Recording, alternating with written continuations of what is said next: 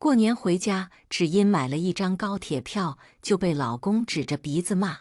程安阴阳怪气道：“你可真有钱，620的高铁票，你说买就买。我妈来找我们坐的都是大巴车，还不如坐火车，才100多块钱。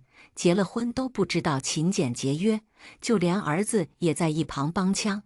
对呀，省下来的钱都够我买好多游戏装备了。”那一刻，我觉得眼前的这对父子极其恶心。我顺着他们的话往下说：“你们说的也有道理，要不我还是把高铁票退了。我和程安结婚7年，除了刚刚结婚的那年我回过家，7年间一次都没有回过。前几年是因为疫情的影响，后面是工作太忙。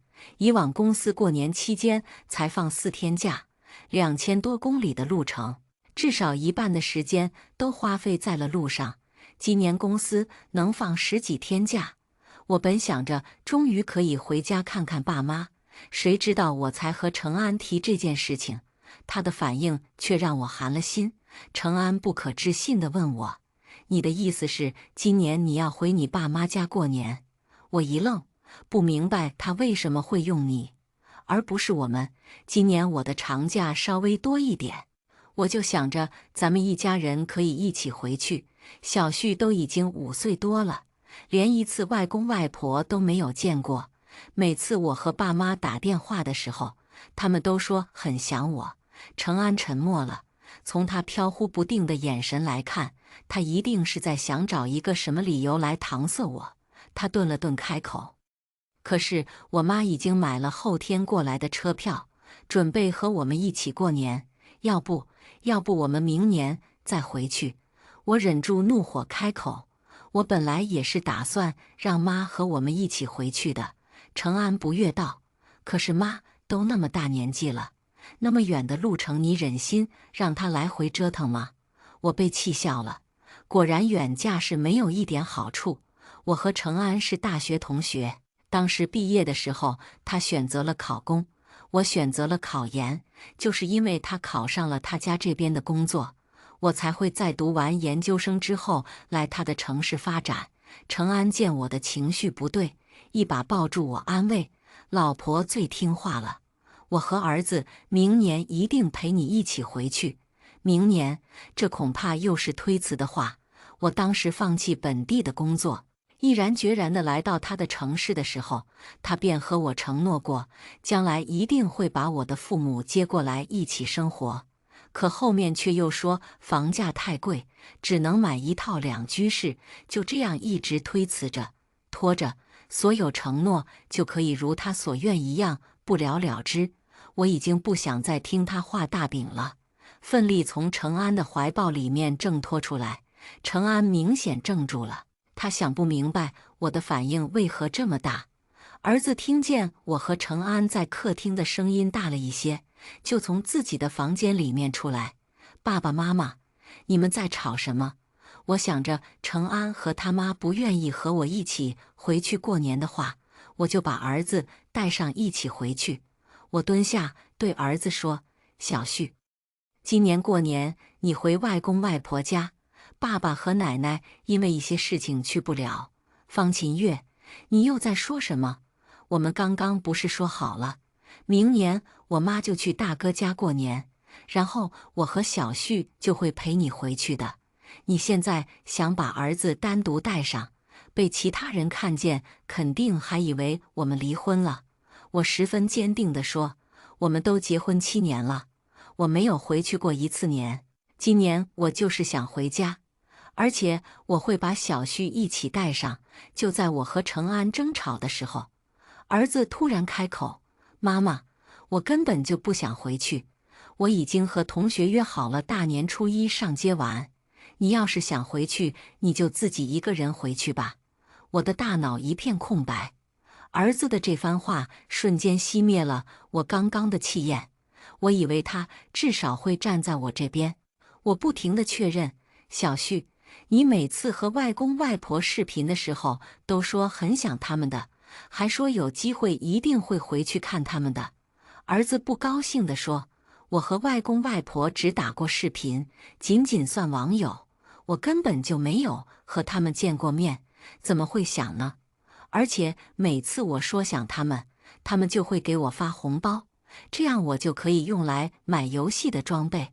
我听着儿子说出来的话，想不通一个5岁的小孩为什么会冷漠的让人害怕。程安的工作朝9晚5双休，在家的空闲时间比我多，所以儿子和他相处的时间就更多。我明白了，这何尝不是他内心的映射？我气得有些上头，抓着儿子的手臂就往房间里面走。不行，你今年必须和我回家过年。儿子哇的一声哭了出来，大喊着：爸爸帮我！我才不要和这个死八婆回家！我揪着儿子的耳朵质问：你刚刚叫我什么？他的哭声更大了。程安赶紧过来阻止我：你别激动，小孩子口无遮拦而已。程安，到底是孩子口无遮拦，还是说你一直以来都在给他灌输这种思想，他才会对自己的妈妈都如此不尊重？我转头回了房间，删掉了他们3个的身份证号码，只给我自己买了一张高铁票。既然大家都不想回去，那我就自己回去。我本来是想着坐飞机回去的，可春节期间的飞机票至少2、3千，高铁的时间就4、5个小时，也还好，玩会儿手机就到家了。晚上程安进房间的时候，我直接就背过身去，没有和他说一句话。我听见他在我的背后叹了一口气，随后又收回了想要触摸我的手。白天上班太累了，不一会儿我就睡着了，但半梦半醒间，总感觉有个影子出现在了我的床边。因为家里面还养了一只萨摩耶叫球球，我就没有过多在意，以为是小狗过来了，主要是眼睛实在是睁不开，便又昏昏沉沉地睡了过去。早上出门的时候，程安叫住了我，他阴阳怪气地说：你可真有钱啊，620块的高铁票说买就买。我妈来找我们家，每次坐的都还是大巴车。我质问他，所以半夜你偷偷看我的手机了吗？程安有些心虚，我们是夫妻，你的手机我还不能看吗？所以你是承认了吗？你先听我把话说完好不好？火车票才140块钱，就是10几个小时的路程，你坐着不就回去了？我直盯着他，你想表达什么意思？我自己上班连一张高铁票都买不起吗？还是你觉得我不配？如果我坐10几个小时的火车回去，还能赶得上晚上的年夜饭吗？你妈坐大巴车，是因为她不会坐高铁，而且省内的大巴和高铁不就是1个小时和3个小时的区别？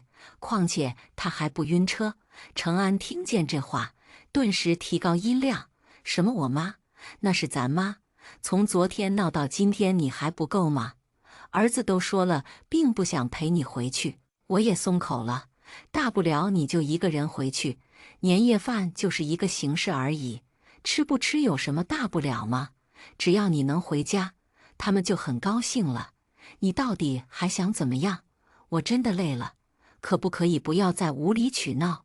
程安看着我的眼神，仿佛这件事情从一开始就是我一个人的错。他仍旧不依不饶。方琴月，我们都是结了婚、有家庭的人，花钱能不能不要再大手大脚的？小旭是个男孩子，将来还要娶老婆，要给彩礼钱，要买房子和车子。你只需要多坐一会儿，就可以白白多赚400多，不是很值吗？儿子打王者的手没停，就抬起头来附和他爸：对呀，我觉得爸爸说的很有道理，省下来的这些钱都够我买几套新的皮肤。说完他又继续手上的动作。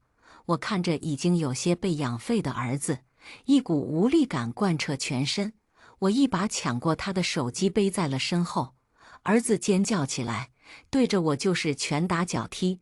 你这个臭婆娘，死八婆，快点把手机还给我！啊！我马上就要输了，他们就要骂我了。听见儿子骂我，我拿起手机就要往地上砸，小孩子口无遮拦，你又何必跟一个孩子计较？手机传来了游戏失败的声音，程序停下了打我的动作，躺在地上将身上的衣服一件件脱掉，开始耍起了无赖。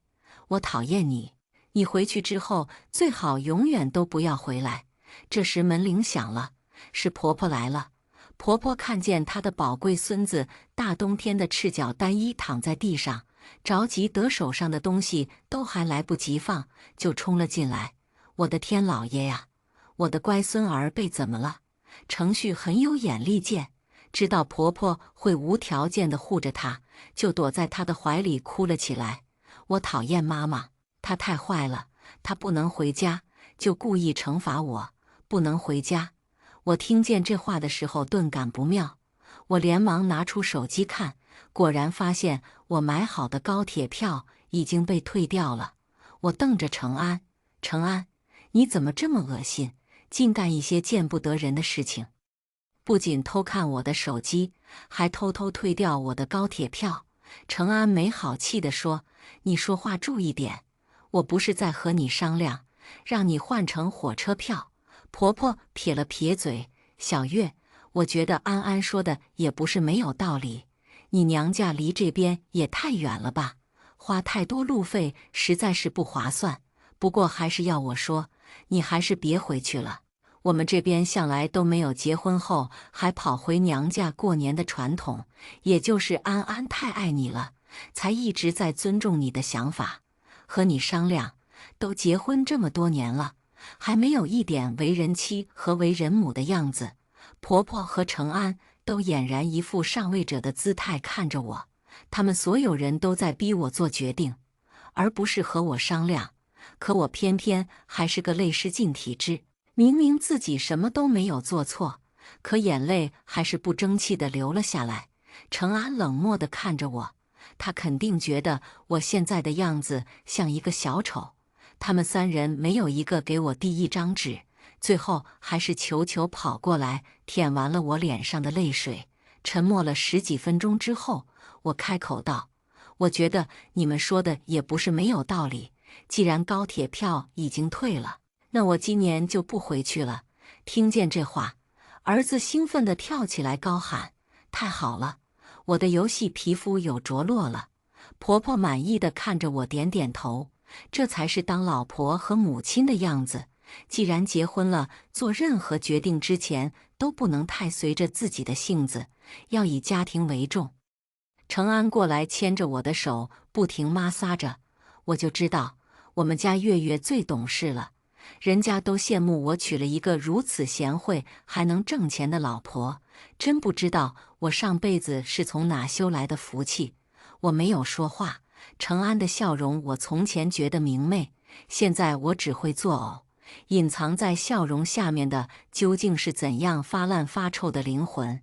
我发现我从来就没有把它看透。他们三个完成了对我的服从性测试，都非常高兴，没人在乎我的感受，除了球球，一直将头枕在我的大腿上面。他知道我心情不好，他们以为我屈服了，其实并没有，我只是想避免无休止的争吵。毕竟到头来的结果都是一样的，劳心伤神，他们才不会让步，只会越来越得寸进尺。我将手机的密码改了，为自己订了一张飞机票。今年这个家我是一定要回的。我现在根本不觉得2000多的机票钱贵，不然我节约下来的钱就要花在那对白眼狼父子的身上。我妈给我打电话的时候，我特地跑到阳台上面去接的。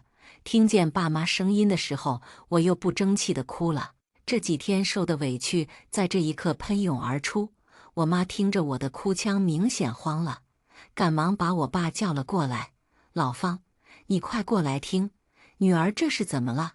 我听见我爸放下手里的锅铲，着急忙慌的就过来接电话：“宝贝女儿，是工作上面不顺心吗？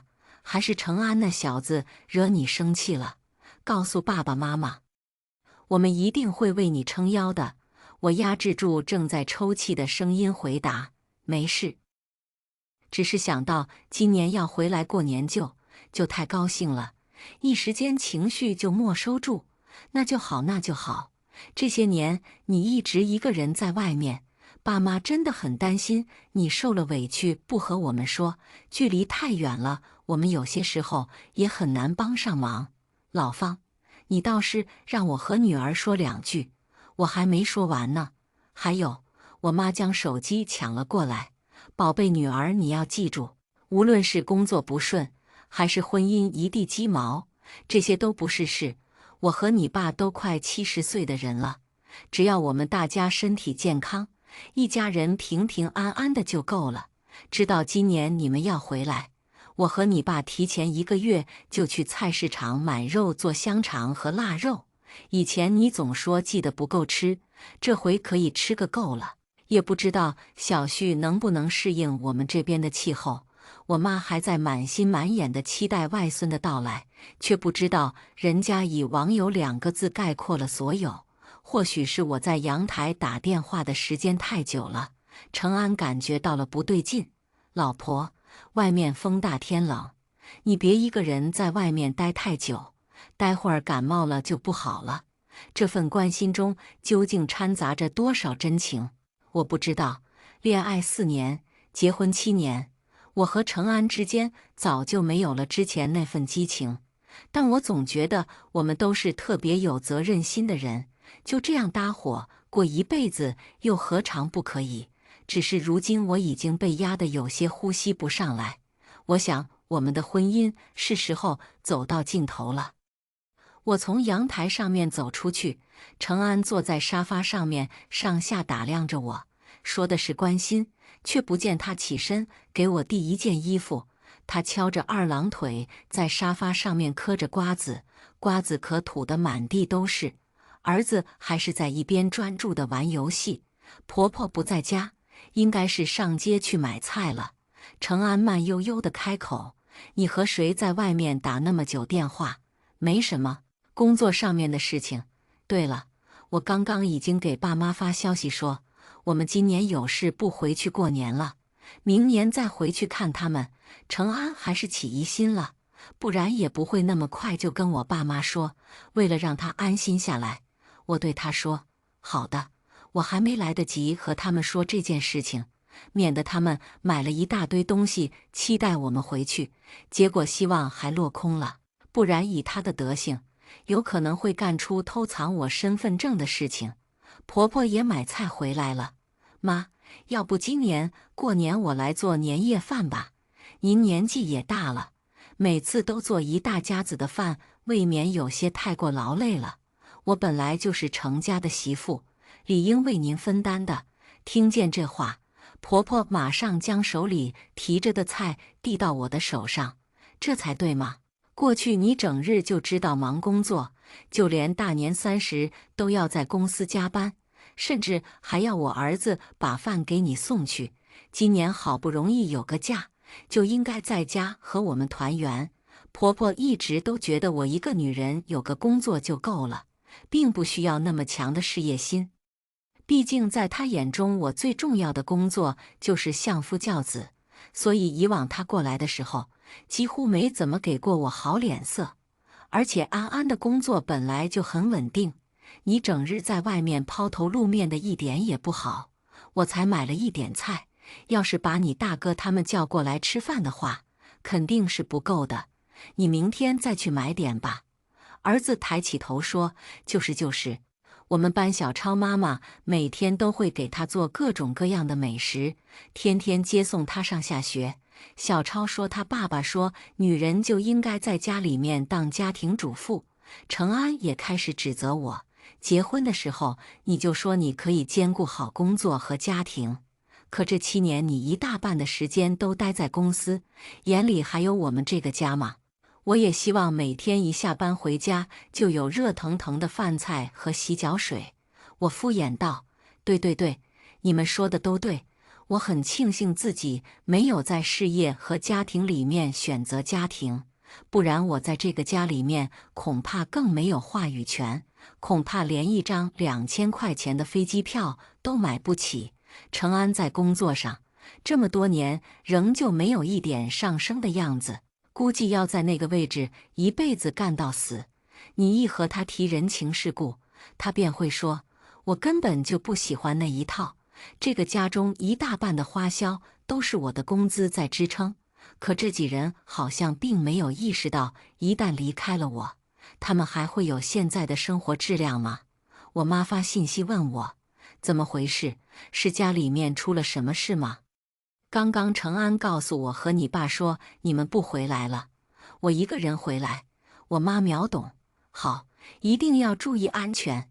我买的是大年30早上的飞机票，一大早我便以还有些菜没买的名义出了门，然后到公司拿起了平时出差的行李箱就走。我在值机的时候，程安还在发消息问我什么时候回去，说待会儿大哥一家人就要来了。我压根就不想回他。在飞机上面关掉网络的那刻，我才睡了这么多天为一个舒服的觉。2个小时左右的飞行时间过得很快。落地关掉飞行模式的时候，我发现程安给我打了20几通电话，就连微信的消息都已经刷屏了。你到底去哪了？所有人都在家里面等着你，你还不赶紧回来招待他们？为什么不接电话？是不是心里有鬼？你该不会背着我在和外面的男人偷情吧？还是说你偷偷回家了？快点接电话啊！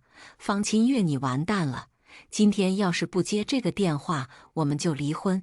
看见离婚这2个字的时候，我笑了。程安他还真以为这可以威胁到我，他不知道这正合我意。我本来就打算回家过完年就和他离婚。我回了程安，不好意思，公司临时通知有事要出差，我也没有办法。这会儿我才从飞机上面下来，程安一个电话直接打了过来，他气急败坏地说：“你就算是再着急，也有时间再打一个电话吧。”一声不吭就走了，留我们一大家子人在这里苦等你。你架子真是有够大的，我有什么办法？当时太着急了，也是临时通知的。那你要多久回来？大年10几的时候吧。程安听见我的回答以后，整个人都炸了。方琴月，你骗我！你是不是偷偷回家过年了？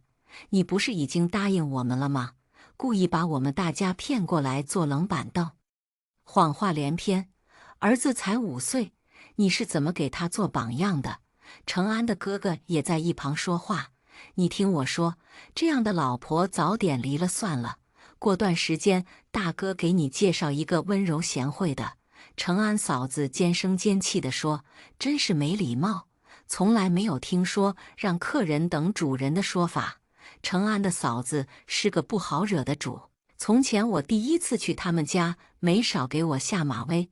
程安当时只说：“没事，反正我们以后又不和他们住在一起，只是逢年过节的时候见个面。”程安嫂子第一次来家里面的时候，偷偷进我的房间，见到好看的衣服就穿在身上，不愿意脱下来。弟妹，你为什么那么小气？咱们都是一家人，这你的不就是我的？程安是个和稀泥的主，只劝我不要计较这些，大不了再去买一件新的就可以。从那之后，只要他来家里面，我就会将主卧的门锁上。为此，程安嫂子没少阴阳我。外地的媳妇就是不一样，小气得很。我不就是穿了一下她的衣服就不高兴了？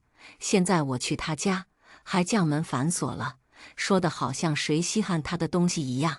程安的妹妹倒还是好些，虽然和我关系一般，但至少不像他大哥那2口子总是想占人的便宜。程安的嫂子接着说：“程安，你工作稳定，当初要什么样的老婆找不到，一堆女孩子愿意嫁给你，可你非要娶这个外省的。”我就说外省的媳妇不好相处，你非不信，大哥今天就在这给你扔下一句话：这个老婆你不离，从此以后我们一家人再也不会踏入你的家门半步。婆婆唉声叹气道：“你大哥都是为你好啊，我第一次见他就不喜欢，那么细的腰，一点也不好生养。要不是他给我们程家生了乖孙儿，高低我要喊你把他扫地出门。你爸要是在，当初根本就不会同意你娶她。程安的脸上挂不住，但我知道他不会和我离婚的，这一点我很笃定。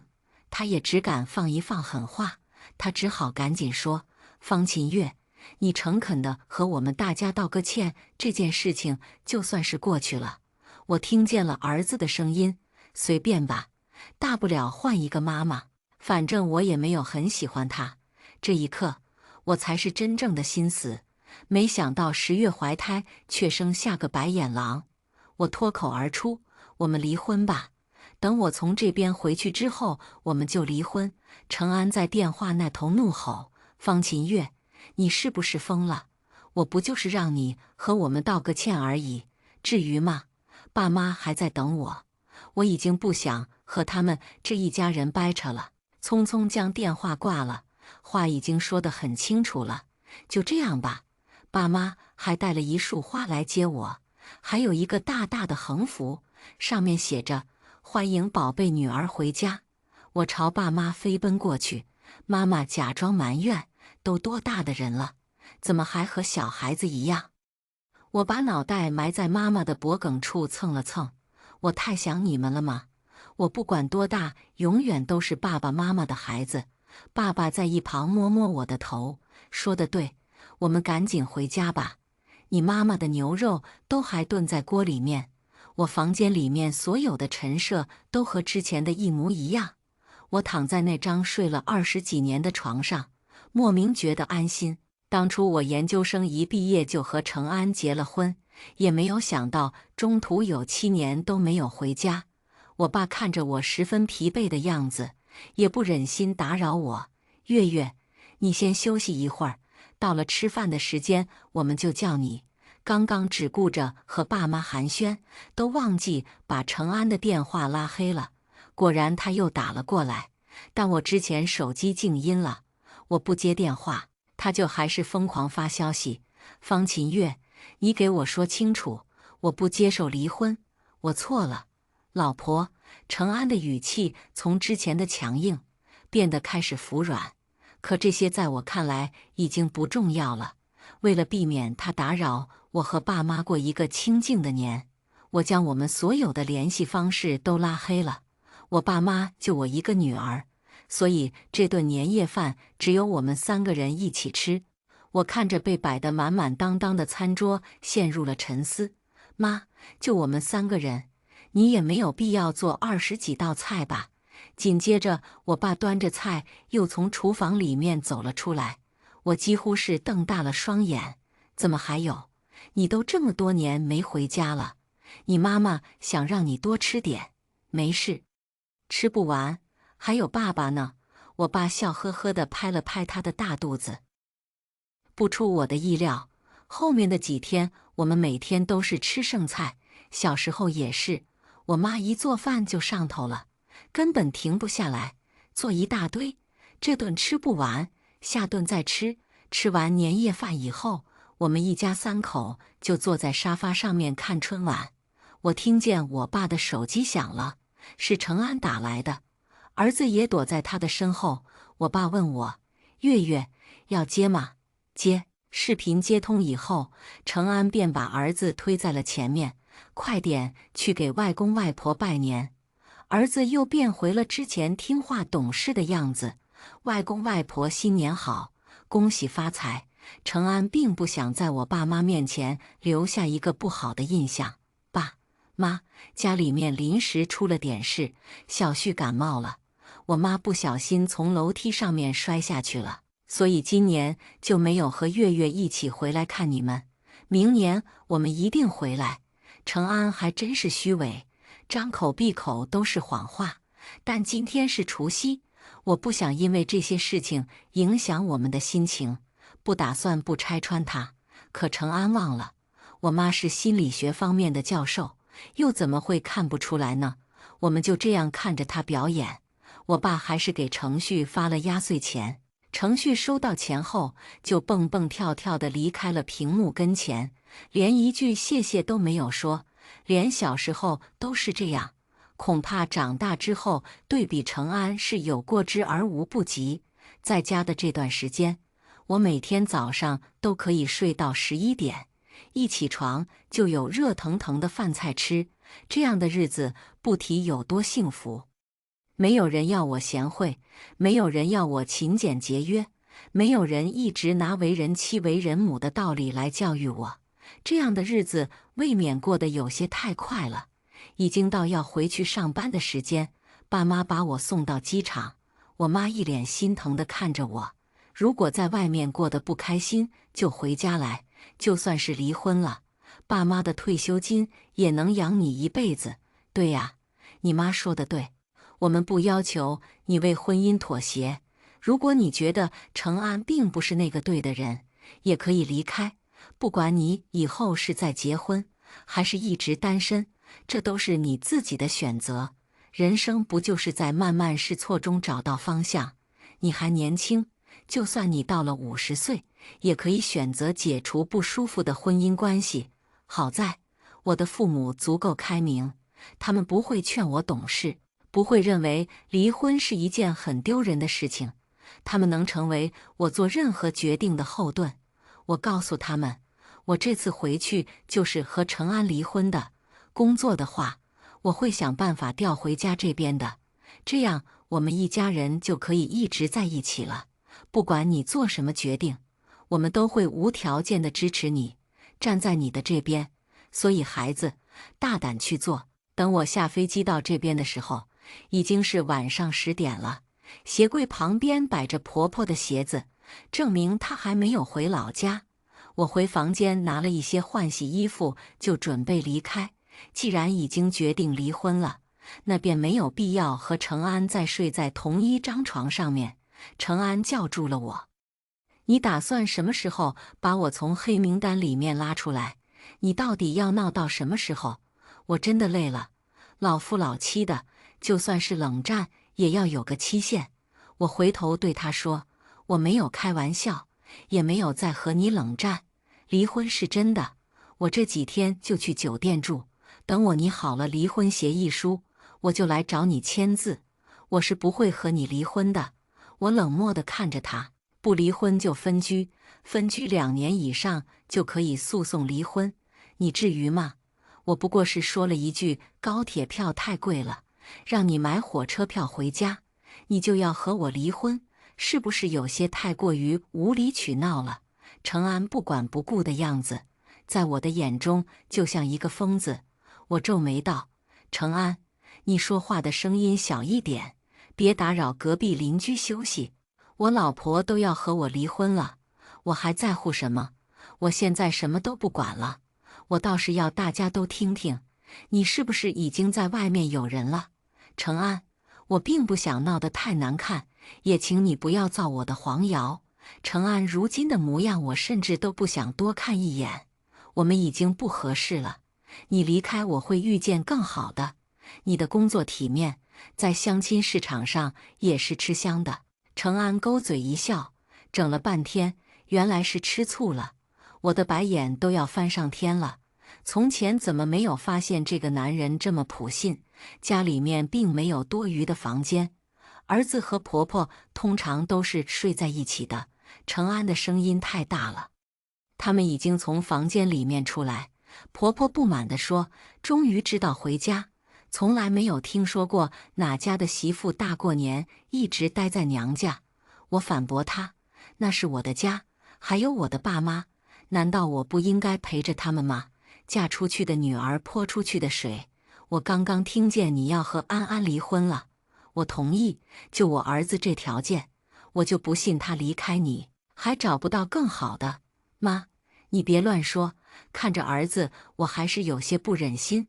程旭毕竟是我10月怀胎生下来的，就算他现在是不听话，但我对他还是有感情的。孩子年纪小，要是我及时纠正，没准可以改过来。所以我决定最后再给他一次机会。小旭，如果爸爸妈妈离婚的话，你愿意跟着谁？”程安打断我说话：“你别在孩子面前说这些。”他抱着儿子安慰：“爸爸妈妈不会离婚的。儿子的回答是在我的意料之中的，他看我的眼神就像是在看一个陌生人，没有丝毫感情。我要跟着爸爸，爸爸从来不打我，还让我打游戏，我根本就不喜欢你这个臭女人。我满意地点点头，很好，程安，既然小旭归你，那球球就归我。球球笑嘻嘻地跑过来蹭我，先在你这里放几天，等我找到房子就来接他。我拿着东西就离开了。球球本来想跟着我，可大部分酒店都不允许带宠物。我很快将离婚协议书寄给了程安，程安一直不愿意签。他以为就这样拖着我就能回心转意，继续回家，成为一个只会赚钱的牛马。家人群都知道了我要和程安离婚的消息，特别是他大嫂还总是在群里面发各种女生的照片，说要介绍给程安，他都是发给我看的，不然他完全可以私发，无需弄这一套。我干脆就把群退了。程安每日准时给我发消息，求我原谅他。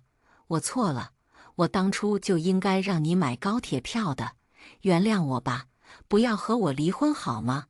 程安到现在都觉得我不想和他继续过，仅仅是因为那张高铁票。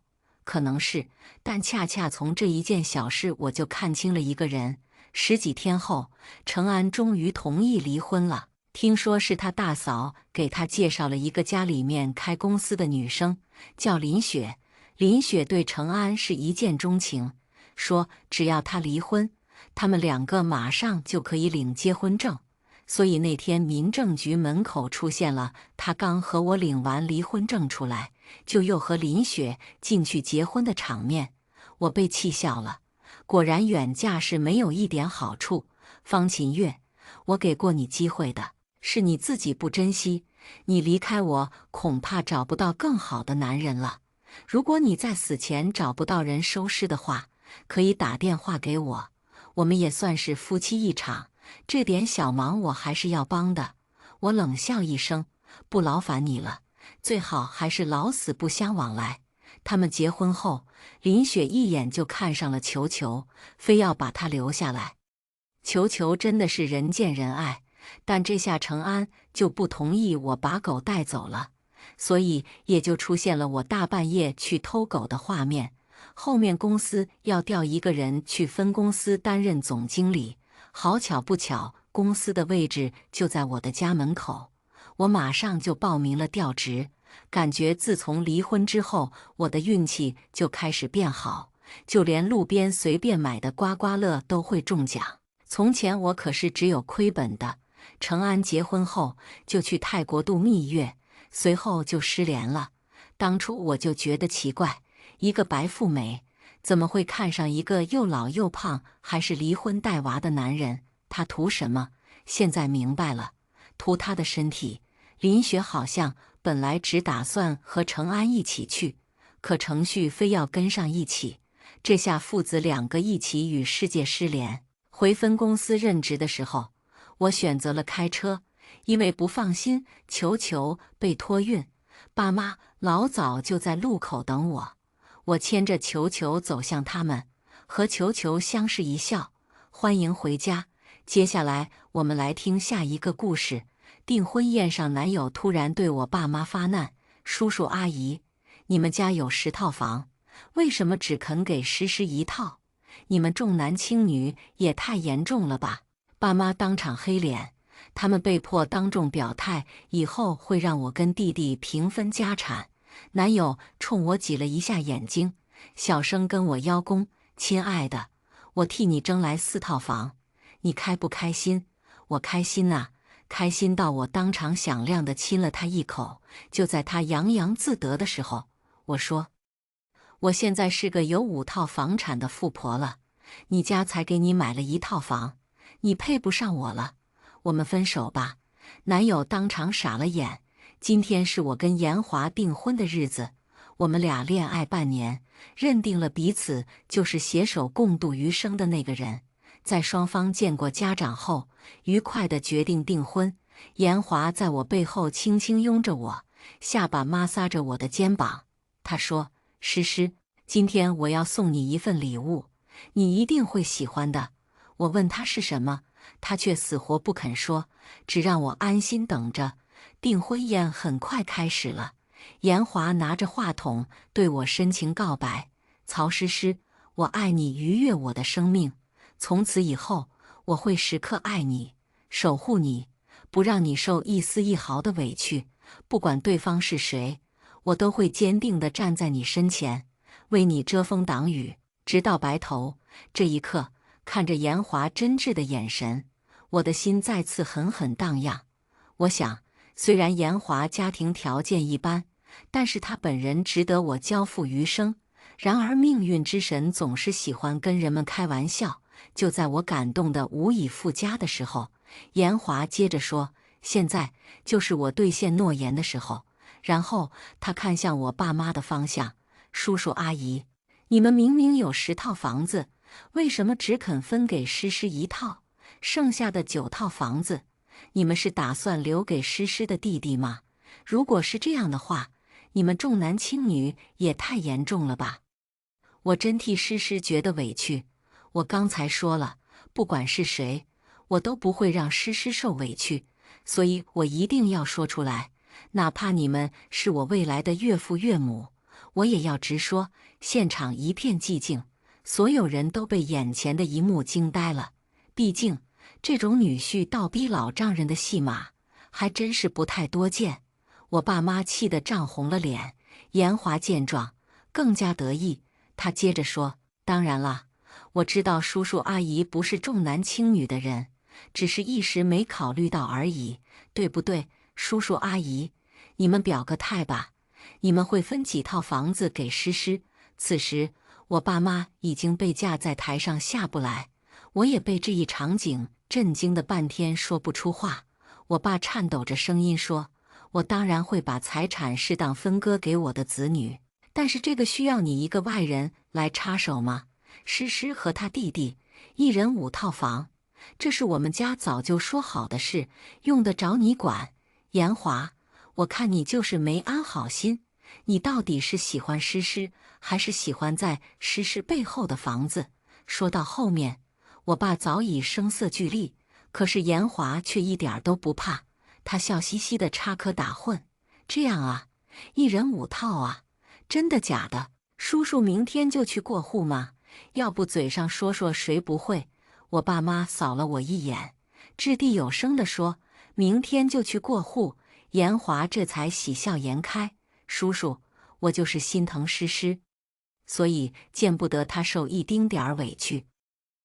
要是得罪了您，您可别介意，没办法，我太爱诗诗了。”好话孬话都被严华说尽了，我爸涨红着脸，想不出任何反驳，兀自在那里生气。我妈插话道：“严华，阿姨怎么觉得你是看上了诗诗的房子呢？要不，你怎么这么在意这个本来不该你关心的问题？”严华立刻义正辞严地说：“阿姨，您误会了，您现在过户给诗诗的房子，都是她的婚前财产，跟我可没有半毛钱关系。这个有点法律常识的人就清楚的。我就是单纯见不得诗诗受委屈，想要为她鸣不平而已。”周围人开始纷纷附和严华说的话。对呀，确实是曹诗诗的婚前财产，跟严华没有任何关系的。这么费力不讨好，我看他说的可能是真的。严华看来还真的爱诗诗，连未来的老丈人和丈母娘都敢得罪。我妈微微一笑：“严华，别跟阿姨打马虎眼，阿姨一把年纪了，吃的盐比你吃过的饭还多。虽然房屋产权跟你没关系，可是婚后产生的收益可都是夫妻共同财产，房租1月好几万呢，这些难道也跟你没关系？要想阿姨相信你也很简单，不如你们现在就做个婚前协议，白纸黑字写上，只要是曹诗诗的财产，不管是婚前财产还是婚前财产在婚后所产生的收益，加上曹诗诗婚后的工资、投资收益等，财产所有权都不因你们的婚姻关系而发生变更，哪怕以后离婚，这些也是不需要分割的个人财产。只要你签这份婚前协议，阿姨就相信你。怎么样？”严华听我妈这么说，瞬间僵了脸色，一时不知道该作何反应。严华的父母赶紧出来打圆场：“哎呦，亲家，别生气呀，小两口结婚那是本着一家人去的，哪有还没结婚就想着离婚的事儿的？我儿子就是太在乎诗诗了，舍不得她受一丁点儿委屈，这才冒犯了你们。你们大人不计小人过，别和他一般计较啊！两个人你一句我一句，好像我妈坚持下去就是不大度一样。”我微微低着头，依旧一声不吭。严华看着我丝毫不肯帮腔的样子，凑到我身边，可怜兮兮地说：“亲爱的，我肯定不会跟你离婚的，签这个一点意思都没有。你跟你妈说说呗，大喜的日子，这样多难看呢。”我依旧没出声，我妈却清了清嗓子，大声对着严华的父母说：“哎呦，亲家，你们这么说可就是想多了。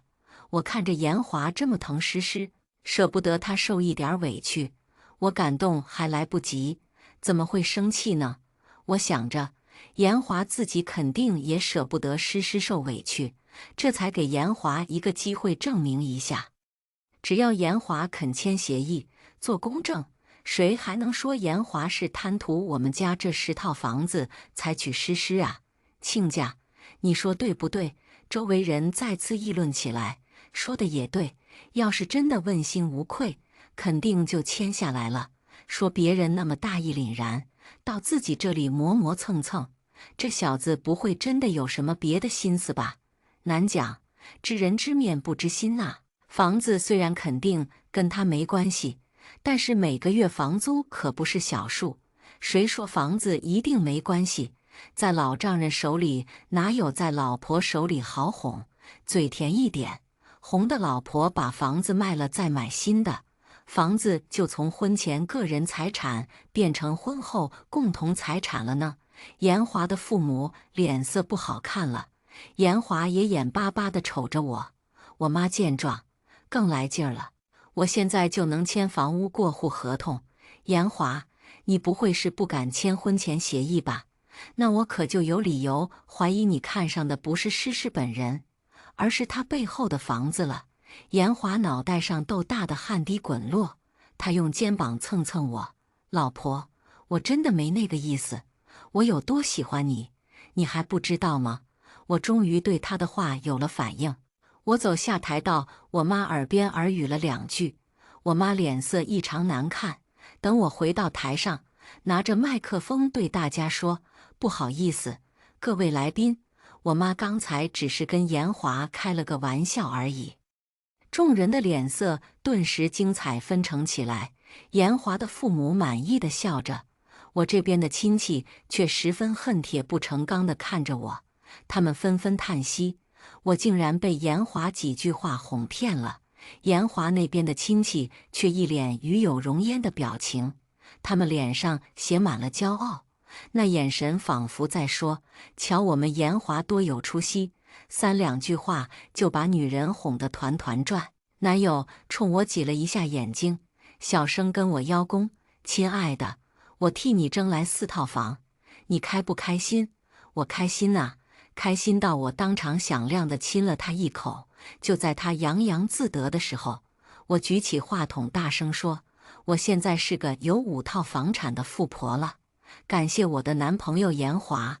可是你家才给你买了1套房，还只是付了首付。严华，我觉得你配不上我了，我们分手吧。”严华当场傻了眼，严华的父母也傻了眼，严华那一边的亲戚们全都傻了眼。与之相反的是，我爸妈乐开了花，我这边的亲戚也都乐开了花。严华急眼了，他一把拉住我，冲我喊道：“亲爱的，你别生气，我刚才都是开玩笑的，我给你道歉，给叔叔阿姨道歉。”我道歉还不行吗？我笑着说：“我没生气呀，我知道你是开玩笑的，可我是认真的呀。说着，我把严华父母给我的红包还给他，又从他那边抽回来我爸妈包的红包。只是随便一掂量，我爸妈的红包比他爸妈的沉不少。然后我笑着跟他妈妈说：“阿姨，你耳朵上的金耳环，脖子上的金项链，手腕上的金镯子，可都是我买的。现在我跟你儿子没关系了，你该还给我了吧？”严华妈妈满脸通红，就没见过送出去的礼物还会往回去要的，真是没教养。我依旧不生气，顺着她的话说：“没办法，毕竟我送出去的太贵了。要是我送给您的也是什么红枣、核桃、大米之类的，我也不往回要。”严华妈妈被我对得没话说，只能万分不舍地把身上的金饰都撸下来还给我。我妈笑眯眯地接过去，我爸更是对我的表现十分满意，他中气十足地喊了一声：“闺女，咱们回家。”尽管严华无数次道歉和挽留，我们一行人还是浩浩荡荡地离开了。我本以为严华丢了大脸，肯定没脸再出现在我面前了。可是第二天一早，他竟然就出现在我家门口。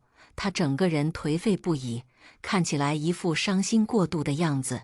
一开口，连声音都染着沙哑：“诗诗，我错了，你别生气，我真的没有任何要觊觎你的房子的意思。我发誓，要是我有这个心思，天打五雷轰。”我冷笑一声：“严华，都2024年了，要是发誓有用的话，满大街的警察局、派出所早就关门大吉了。”严华死赖在门口不肯走，他痛心疾首地问我：“诗诗，到底怎么样你才肯回头？到底要我怎么做，你才能原谅我呢？我真的不能没有你，诗诗，要是没有你，我会疯的。啧啧，真油腻。”我回敬一句：“那你还是疯掉好了。”我关门回屋，留他一个人在外面疯狂敲门。诗诗，你就不肯给我一个改正的机会吗？诗诗，你怎么这么狠心？我们半年的情谊，你说扔就扔了？我翻了个白眼。我妈也听到了门外的动静，笑得花枝乱颤。结婚半辈子再离婚的都大有人在，这才半年还舍不得扔了。半年的感情能有多深厚？万丈寒冰那么厚。我爸自顾自吃着早餐，评价只有2个字：真吵。无奈，我只能打电话让物业保安把门外的严华撵走。严华大喊一声：“诗诗，我还会回来的。”听着有点耳熟。我弟歪着脑袋想了一会儿，问我：“姐，你从哪里找了个属灰太狼的极品？”一句话成功逗笑了我和我爸，只有我妈瞪着眼睛说：“我弟，别侮辱灰太狼。严华进不来我家小区，就跑去单位堵我，我不想见他，他就跟我拉拉扯扯。我第一次觉得严华像块粘人的橡皮糖，只要粘上了，怎么甩都甩不掉。”严华问我：“曹诗诗，你铁了心要分手是吧？”我问他：“你还嫌我态度不够明确？你说我怎么做才行？要不要地铁广告买一点，全是投放，告诉所有人你严华确确实实被我甩了？”严华眼神变得阴翳起来：“曹诗诗，我在你身上浪费了半年，你知道一个男人的半年有多宝贵吗？分手也行，你要给我精神补偿，1月算你1万就行。”我嗤笑一声：“严华，你月薪税前6000，连你公司都不觉得你值1万块钱，怎么你在我这里就值钱了？钱我1分没有，不服的话去起诉吧，法院判多少，我赔你多少，行了吧？”说完，我起身离开。严华小声嘟囔了一句：“曹诗诗，你逼我的。”我懒得理他，径直朝前走。身后却传来严华中气十足的声音：“曹诗诗，你肚子里的野种到底是谁的？你跟我交往期间到底出轨了多少个男人？你别看我老实，就想欺负我，这种事我怎么可能忍气吞声？哪个男人受得了女人给自己戴上一摞绿帽子？顿时，周围人不善的目光全集中在我身上。如果眼神能够杀人，只怕我现在已经被大家凌迟了。我不慌不忙掏出手机报警，110吗？有人大庭广众之下污蔑我，寻衅滋事，麻烦你们马上来一下。严华眼中闪过一丝慌乱，他强撑着说：“报警能解决问题吗？你不用假装理直气壮，掩盖你淫荡的事实。”我晃了晃手机：“严华，你觊觎我家10套房子，订婚宴上逼着我爸妈交出房子，没想到自己玩砸了。我跟你分手，你又来污蔑诽谤我，你试试看，警察管不管得了你？”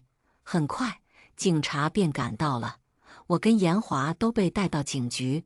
在了解事情经过以后，警察对严华提出批评教育。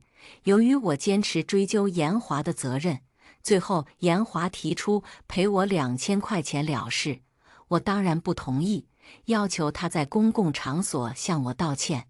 我跟严华再次回到我的公司，没过一会儿，看热闹的人便围成一个圈。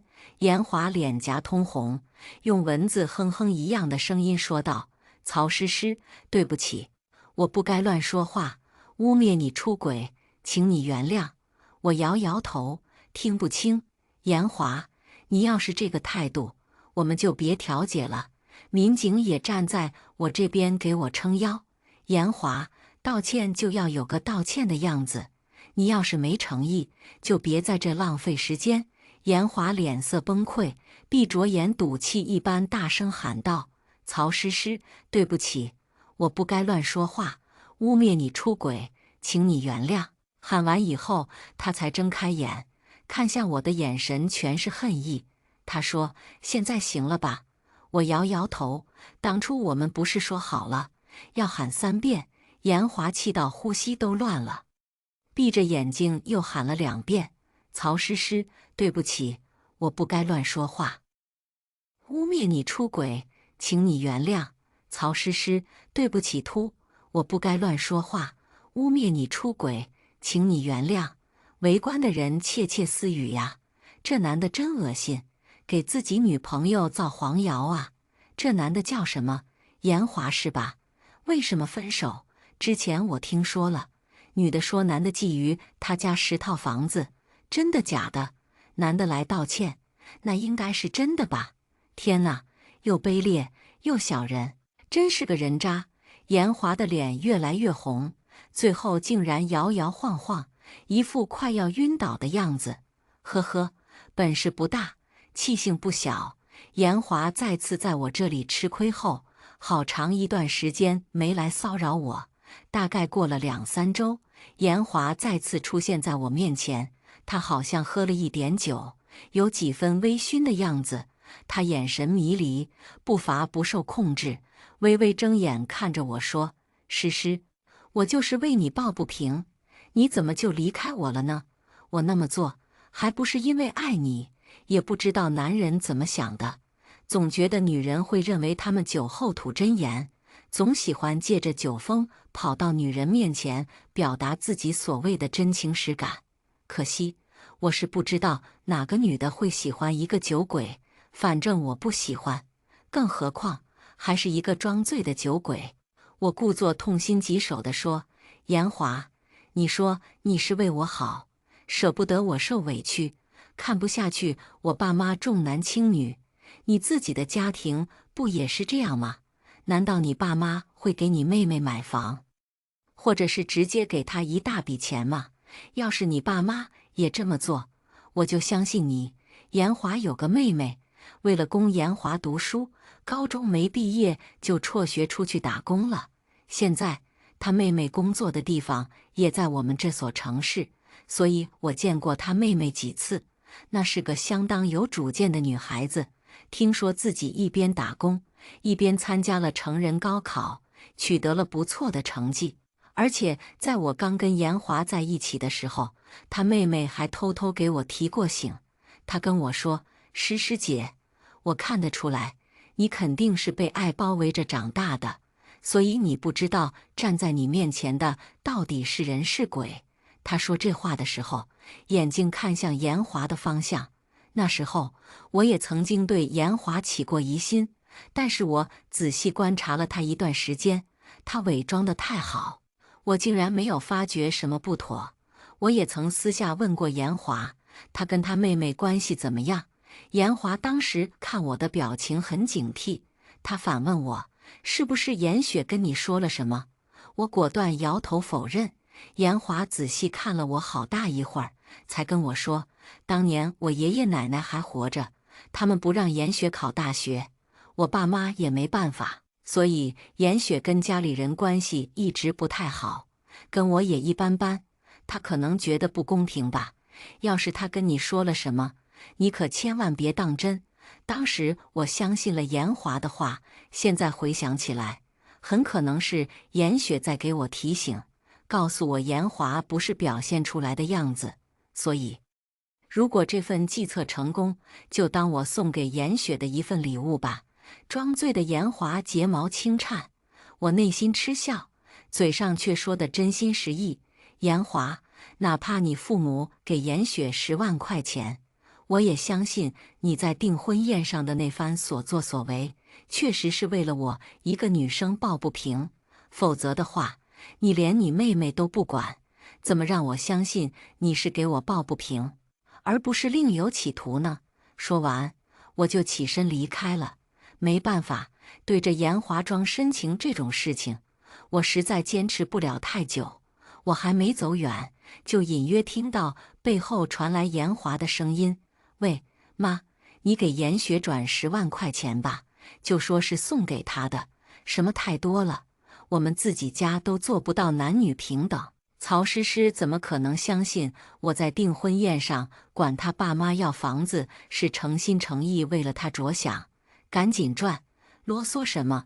如果曹诗诗能带着5套房子嫁进我们家，10万块钱也就是3个月的房租而已。呵呵，好算计。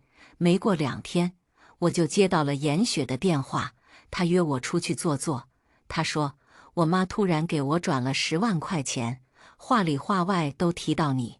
关于我哥，你是怎么想的？我笑着说，看在这10万块钱的份上，我就姑且相信他是为了我才向我爸妈发难的吧。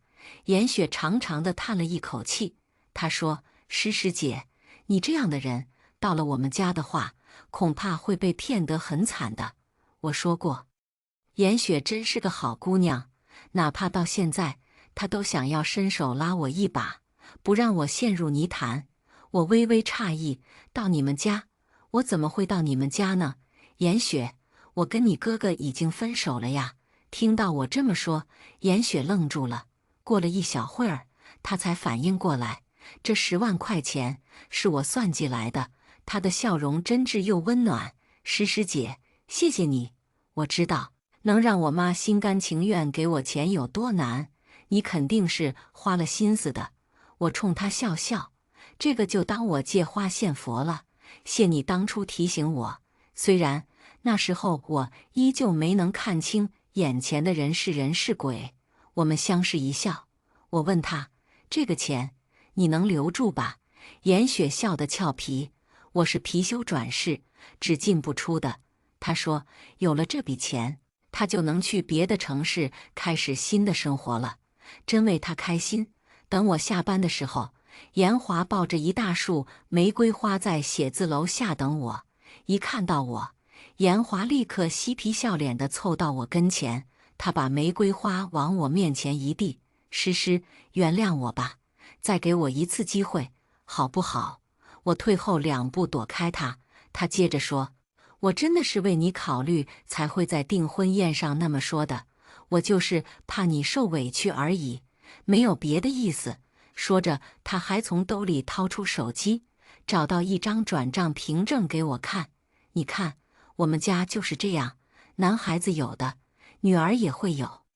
这是我妈给严雪的转账，足足10万呢。虽然对你来说不算什么，但突视对我爸妈来说，真的是很大一笔钱。你要是不信的话，可以去问严雪，看我说的是不是真的。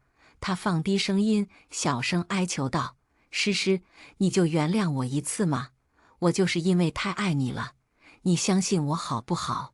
我笑了笑：“好啊，我相信你是因为不想我受委屈才那么做的。”严华听到后，立刻两眼放光，他又惊又喜：“真的吗？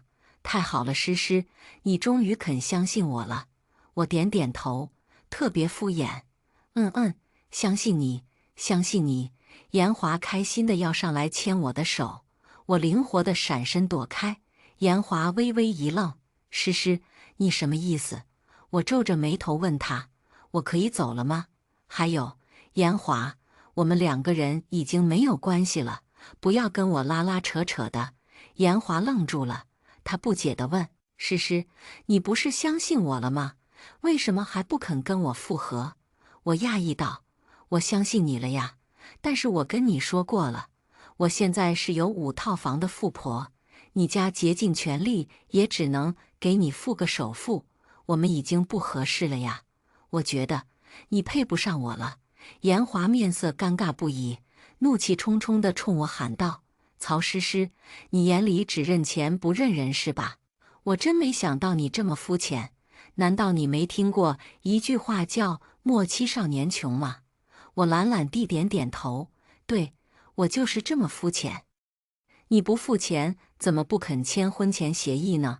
算计我还把自己说的那么高大上。严华，你脸皮比长城城墙还厚。”围观的人听了个大概，又开始对着严华指指点点，说他是凤凰男，还没结婚就开始算计别人财产，真不要脸。严华的脸色越来越难看，我没心情跟他斗嘴，但是还想恶心他一下。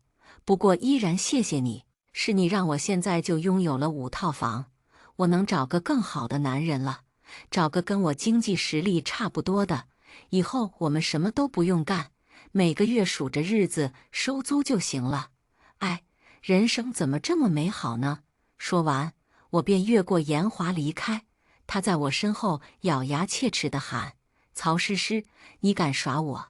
哟呵，这么快就想明白了，可惜晚了。”严华给他妈打电话的声音传进我的耳朵里：“妈，赶紧把钱从严雪那里要回来。”“什么？严雪拒绝归还？报警啊？什么叫警察不管？他们凭什么不管？”严华气急败坏的声音听得我心情舒畅。至于后来他是怎么咬牙切齿地诅咒我的，我就真的不知道了。严华这次在我这里吃了这么大一个亏，又是丢脸又是破财，他还是不肯老实。最近网上出现了一个帖子，标题是伏地魔女友醒悟后转身把我踹了。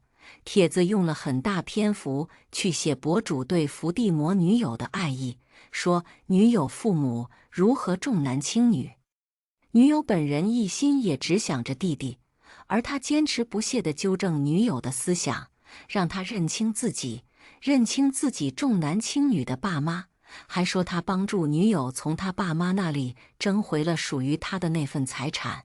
可是没想到，女友转身就把自己踹了，题主这才幡然醒悟，明白自己只是被女友利用了。总之，他编造了大量的故事，把自己塑造成一个被利用的纯情男人。这篇帖子本来也没什么，我可以当作看了个笑话。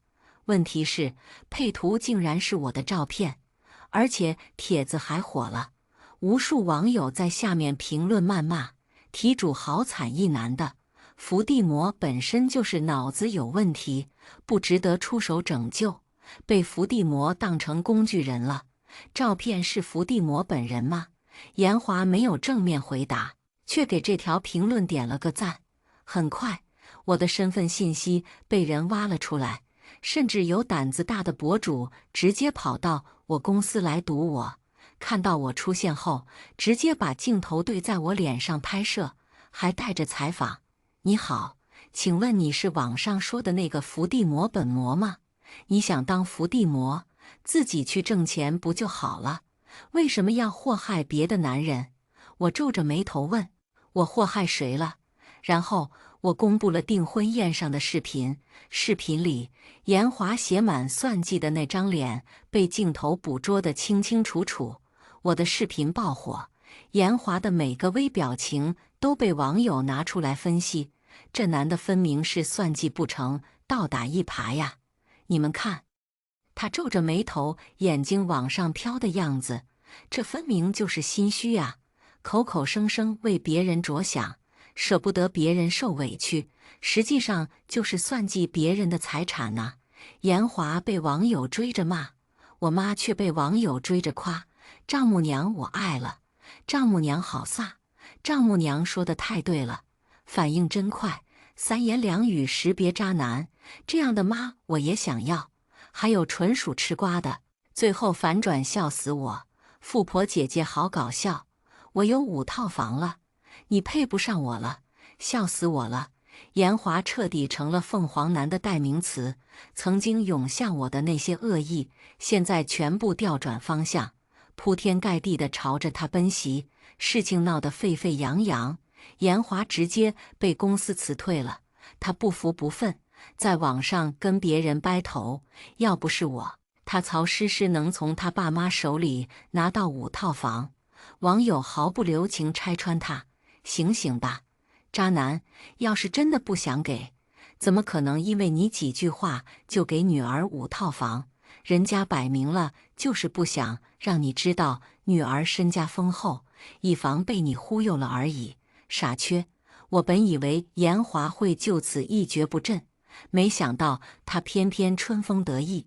他带着一个漂亮的女孩子，特意等在我们公司楼下，冲着我显摆：曹诗诗，这是我新交的女朋友，比你年轻，比你漂亮，关键是比你条件好多了。你以为离开你我就找不到别的女朋友了？告诉你，有的是女孩崇拜我，有的是女孩等着我去拯救。我翻了个白眼，不想跟神经病说话。不过，女孩等他拯救是什么意思？没过多久，这个问题就有了答案。听说严华被人打了，他在本地一个黑白通吃的大佬女儿生日宴上，用当初对付我爸妈的那套对着大佬发难。可惜，黑帮大佬可不是我爸，没我爸那么好的定力。大佬见自己被人拆台，直接吩咐人把严华打了一顿，然后从酒店扔了出去。严华伤势颇重，一条腿都被打断了。听说严华躺在酒店外面疯狂大喊：亲爱的，亲爱的，你爸把我打成这样，你就不出来说句话吗？当初严华冲我炫耀的那个女孩儿走了出来，满脸鄙夷。我还当你有什么真本事呢，以为你真的有办法能从我爸那里给我多争取一点财产，原来就会耍2句嘴炮，耍嘴炮也不知道看看场合。我爸没直接把你打死，你要感谢现在的社会进步，法治健全。窝囊废！然后女孩转身扯着自己爸爸的胳膊撒娇：哎呀，爸爸，我也不知道这个严华脑子不正常吗？我就是看着他的脸顺眼，才跟他在一起的，没想到被他骗了。这人脑子有病！我跟他8字都没一撇，就想打着我的名义管您要钱，真是做梦！严华彻底崩溃了。我明明都是为了你呀，你怎么能不管我呢？我都被你爸打成这样了，你不送我去医院吗？回应他的是小弟的拳头。后来严华被打得奄奄一息，还是自己挣扎着报了警。奈何大佬实力强大，最后随便出来一个小弟顶罪。严华要求对方赔偿，对方眼睛一歪：要钱没有，要命一条，宁可进去蹲几天，也不肯掏1分钱。严华也没有任何办法。我听后差点笑岔了气。严华装深情，这是装上瘾了。可惜遇上了硬茬。我本来就是当个笑话看，可是严华的妈却找上了门。严华妈妈堵在我家门口，口口声声说是我把他儿子害成这样的。我黑人问号脸，你儿子去管别人家的闲事，被人打了，跟我有什么关系？严华妈妈满脸横肉直颤，一嘴的歪理，怎么跟你没关系？要不是你闹着跟我儿子分手，我儿子能有今天这飞来横祸吗？好吧，看来他们家脑子里有问题，这事儿是遗传啊。我不管，我儿子因为你工作也丢了，人也躺在医院里。前阵子为了讨好你，我还给我家那个赔钱货赚了10万块钱，现在那个赔钱货跑了，我找不着他，这个钱你要赔给我，你要是不赔，我就赖在你家门口不走了。我要告诉所有人，你就是个扫把星，是个搅家精。说着，严华妈妈往地上一坐，拍着腿大喊：都来看呐，就是这个女人把我们家搞得家破人亡了。我儿子重伤住院，我女儿不知所踪，都是这个女人害的呀！妈的，气死我了！我刚想打电话报警，我弟弟颤颤巍巍地指着严华妈妈，捂着胸口，像是难受极了的样子。下一秒，他直接倒在了地上。严华妈妈被吓坏了，噌的一下站起来：“不关我事，不关我事！”我妈配合的大喊：“我儿子心脏不好，要是有个3长2短，我跟你没完！”严华妈妈一听，拔腿就跑，边跑边喊：“你儿子就算死了，也是他命短，关我什么事儿？”我弟这才从地上爬起来，面无表情，让我送他去医院，开了一堆有的没的检查单。当然，我们也没忘了报警。后来，在警察的帮助下，检查的费用都是严华妈妈付的。不光如此，她还赔了我弟5000块钱营养费。医院里，严华妈妈抱怨道：“你看看你出的什么馊主意？现在好了，我赔了他家1万多块钱，你什么眼光？怎么非得招惹这么难缠的一家人？好处没得到，次次都招惹一身骚。”严华气得说不出话。严华妈妈依旧喋喋不休，原本还指望着你能找个条件好的，改善一下我们家的条件，没想到你这么没出息，真是随了你们老严家的根，比你爸还没用，实在不行，我看你就去找个富婆，看看能不能傍上，让别人包养你得了。不过你长得这么没特色，也不知道富婆能不能看上你。严华竟然真的被气晕了，还是那句话，本事不大，脾气不小。严华出院以后，因为自己的名声太差，在本地找不到什么工作了。他竟然真的像他妈说的那样，找了个年纪大的富婆，被包养了。我听说后，一口奶茶喷了出来。后来听说东窗事发，他被富婆老公找人揍了一顿，扔在马路边。我可惜地看了一眼现在的温度，怎么就不是零下呢？冻死他多好！接下来我们来听下一个故事。医院居然搞混了我和弟弟的体检报告单，这一下家里人都以为得癌症的是我。妈妈抱着我流泪，这癌症就是个填不满的窟窿，花钱还得遭罪。妈心疼，咱不治了。爸爸假模假式掉了几滴眼泪，然后递过来一份保单让我签字。他说：“小玲啊，你这反正都没救了，不如给亲弟弟留笔钱，现在娶媳妇可不容易。”我平静点头：“行，我不治了。不过这保单还是让他自己签吧。”在那个阳光刺眼的午后，弟弟跟着我一起走进了医院。我今年总是生小病，于是想做个全身体检。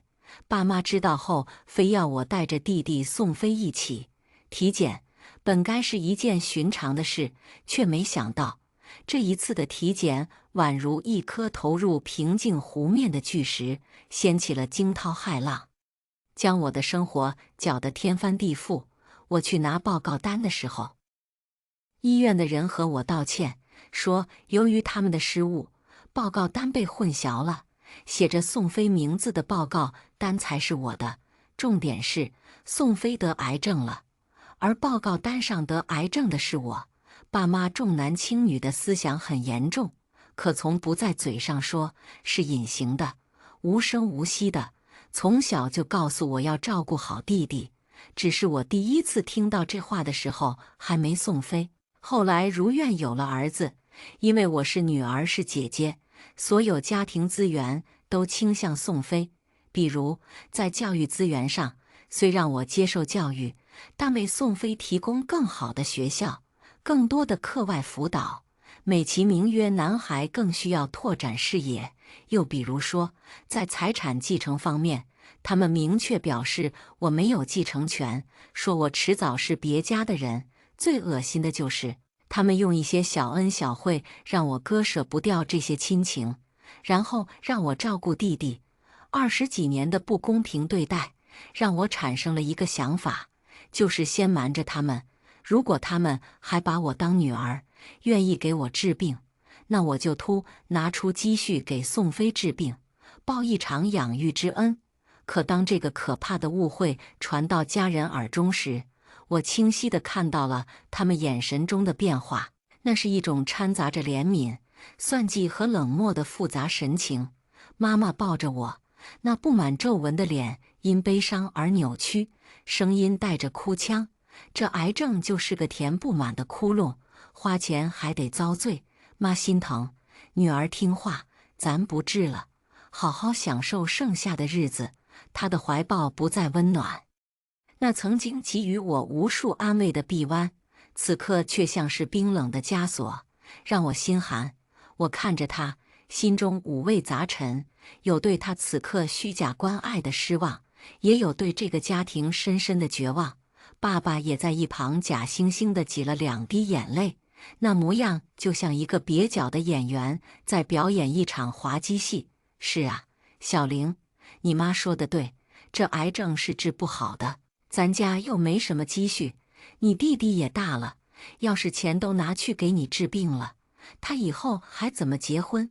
紧接着他递过来一份保单，小玲啊，你这反正也没救了，不如给你亲弟弟留笔钱，好让他以后能买车买房娶媳妇呢。他的话如同锋利的刀刃，狠狠地刺痛了我的心。我看着爸爸那副丑恶的嘴脸，又看向妈妈，她眼神闪躲，似乎不敢与我对视。妈，你也这么想？你们就这么确定我没救了？就这么忍心看着我等死？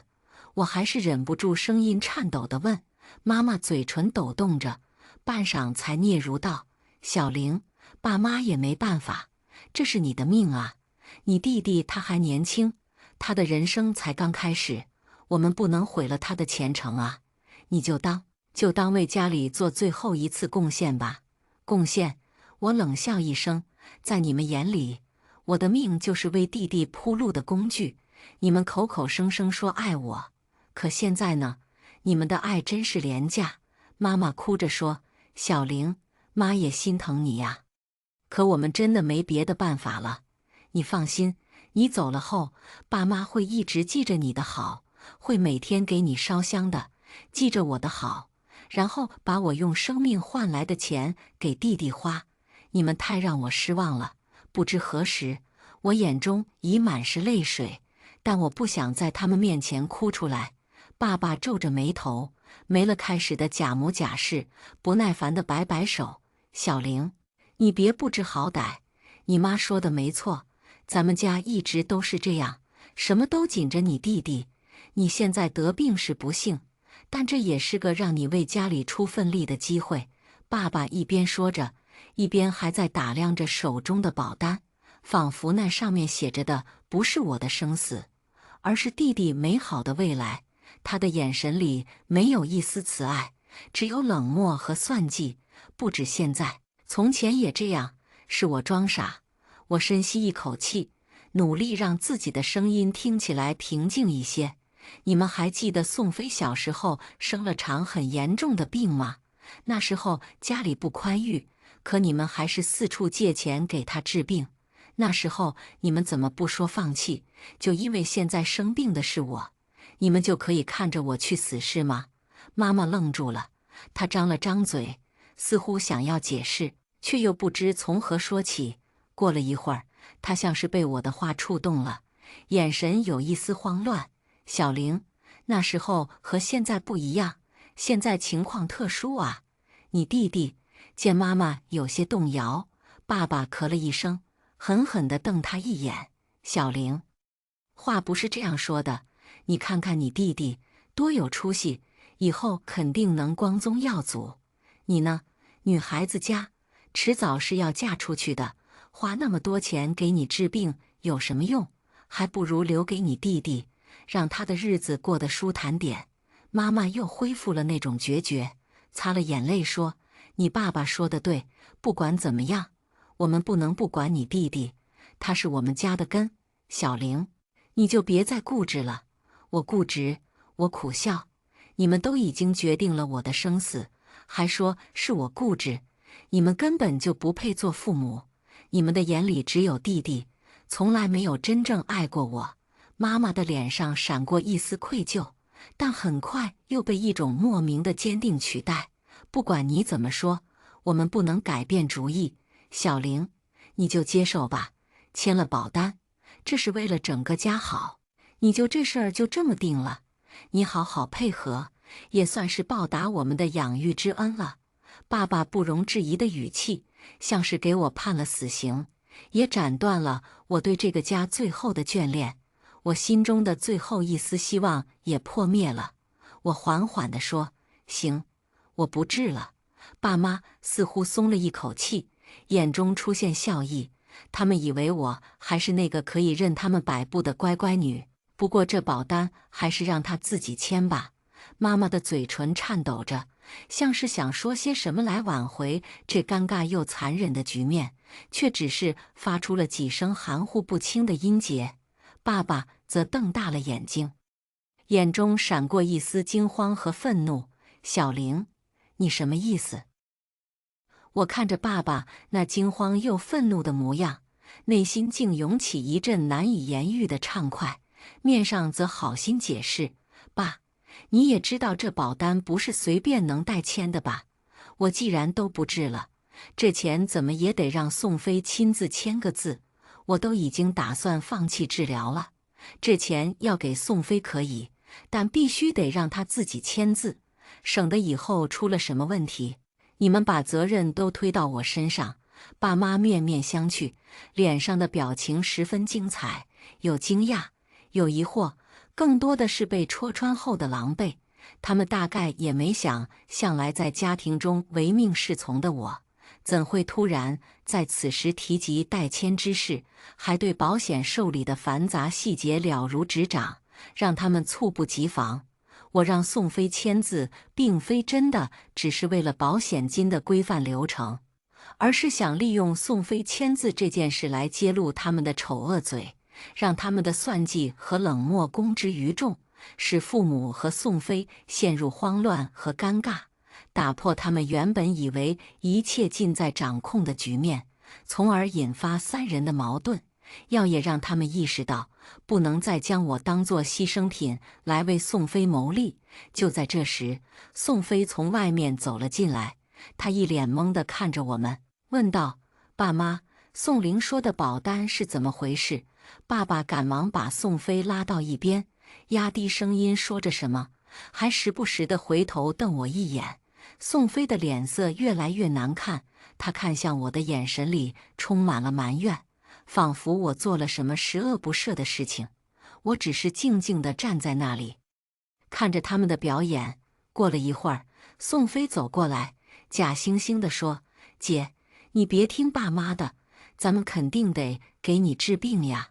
我还指着你以后帮我带孩子呢。”我冷笑一声：“哟，这会儿知道说好听的了。你可一直在家，刚刚爸妈让我放弃治疗的时候，怎么不吭声呢？”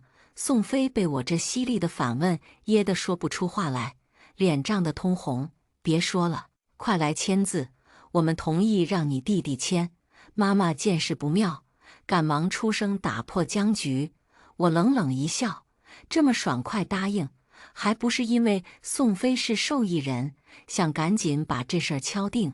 签字之前，我也要签一份被保险人是宋飞的保单，受益人则是我。我语调平缓，却掷地有声。我的话瞬间让三人呆若木鸡，瞪大了眼睛，脸上满是难以置信的神情，仿佛我说出了什么荒唐要求。宋飞率先反应过来，不禁嗤笑出声：“不是宋玲，你得的是癌症啊！我又没病，你做什么受益人啊？你等得到那会儿吗？别怪我没提醒你，我可是要长命百岁的。”他双手抱胸，满脸的不以为然，那副模样好似听到了世间最愚蠢的想法。别闹了，小玲，快签了吧。妈妈声音里带着明显的不耐。我还是那句话，签之前我也要签一份受益人是我的保单。我眼直视着他们，分毫不让。我深知他们打的什么主意，既然他们如此无情，我又何必再默默忍受？要让他们明白，我不再是那个任人宰割的柔弱羔羊。宋飞被我的坚持气得跳脚，他愤怒地冲我吼道：“你简直不可理喻！我好好的一个人，凭什么要签这样的保单？”我却只是平静地看着他，说：“你怕什么？你既然没病，那签个保单对你来说又有什么损失？还是说，你其实心里清楚自己的身体状况，根本不敢签？你少在这里血口喷人！我身体好着呢。”爸爸在一旁也急了，大声呵斥道：“小玲，你不要在这里无理取闹。小飞怎么可能签这种保单？你就别再折腾了，按我们说的做。”我转头看向他：“你们要是不同意，那这保单的事就先别谈了。我虽然得了癌症，但也不是马上就会死，说不定还能拖个几年。到时候这钱怎么处理，可就不好说了。”妈妈一听，有些动摇，她拉了拉爸爸的衣角：“要不就先答应他吧。”“啊，你疯了！”妈妈疯狂地向爸爸使眼色，那眼神中似在传达着各种利害关系与权衡。爸爸皱着眉头，沉思片刻后，无奈地叹了口气，对宋飞说：“儿子，你就答应他吧，反正你也没事。”宋飞不敢置信地道：“爸妈，你们真的要我签？这太荒谬了！”爸爸狠狠地瞪了他一眼：“让你签你就签，别废话！”在爸爸的威压之下，宋飞虽满心不情愿，却也只点头。第二天，我拿出准备好的保单和笔，递到三人面前。宋飞接过笔，手不停地颤抖。他狠狠地瞪了我一眼，然后在保单上签下了自己的名字。我看着他签下名字，心中涌起一股报复的快感。我知道，这是我反抗这个家庭的第一步，也是让他们为自己的所作所为付出代价的开始。签完字后，我佯装失魂落魄地走出家门，实则迅速展开了我的计划，联系了一位律师朋友，将家里发生的事情一五一十地告诉了他，并把相关的证据，包括那份签了字的保单以及之前与家人谈话的录音，都交给了他。在那之后，家中的气氛变得微妙而压抑，爸妈和宋飞表面上依旧维持着往日的生活节奏，可暗地里，他们的心思全被那份保单和我那所谓的癌症所占据，满心满眼都是对那笔保险金的觊觎与盘算，且他们摇身一变，成了四处游说的悲情戏主角，逢人便告知我患上癌症的悲惨遭遇。我们家小玲啊，年纪轻轻就得了这要命的病，可把我们愁坏了。不过，就算砸锅卖铁，我们都要给她治，只要能让她好起来，我们做什么都愿意。他们说的情真意切，热泪盈眶，不知情的旁人纷纷被他们的深情所打动，对我投来怜悯的目光，同时对他们的伟大赞不绝口。而我也决定好好利用他们的伟大。比如，我故意在他们面前时不时地咳嗽几声，那咳嗽声在寂静的房间里显得格外刺耳。然后就会装作虚弱地说：“爸妈，我这病说不定哪天就不行了，在我走之前，你们可得好好照顾我。还有，那保单的事，要是你们照顾得不好，我就去撤销它。”妈妈会有些不情愿地说：“小玲，你这说的是什么话？我们可是你爸妈，没有保单也会照顾好你的。”而爸爸也会在一旁附和道：“就是，小玲，别胡思乱想。”但我清楚地看到了他们眼中的忌惮和狠毒。又比如，我会指使宋飞做这做那，要是他不耐烦或不愿意，我就会沉下脸：“我都快死的人了，让你做点事怎么了？你是不是盼着我早点死，好拿保险金啊？那我这就去把它撤销。”宋飞被我噎得满脸通红，却不敢吭声。我还会故意提出一些过分的要求，比如让妈妈给我做各种昂贵又难做的菜肴。妈妈虽然满脸不情愿，但在我提及保单的威慑下，也只能默默走进厨房。要知道，以前妈妈可是连我痛经痛得死去活来都不肯倒杯热水给我的人，如今却在我的要挟下做着这些事，真是令人觉得讽刺又心酸。我看着他们在我面前敢怒不敢言的样子，心中五味杂陈，既有报复的快感，又有对这份畸形家庭关系的悲哀。所幸他们不知是出于何种顾虑，始终没有到我工作的地方去宣扬，否则以他们那颠倒黑白的本事，我在公司必然会陷入困境，甚至极有可能被离职。就这样，在煎熬与等待中，3个月的时光悄然流逝。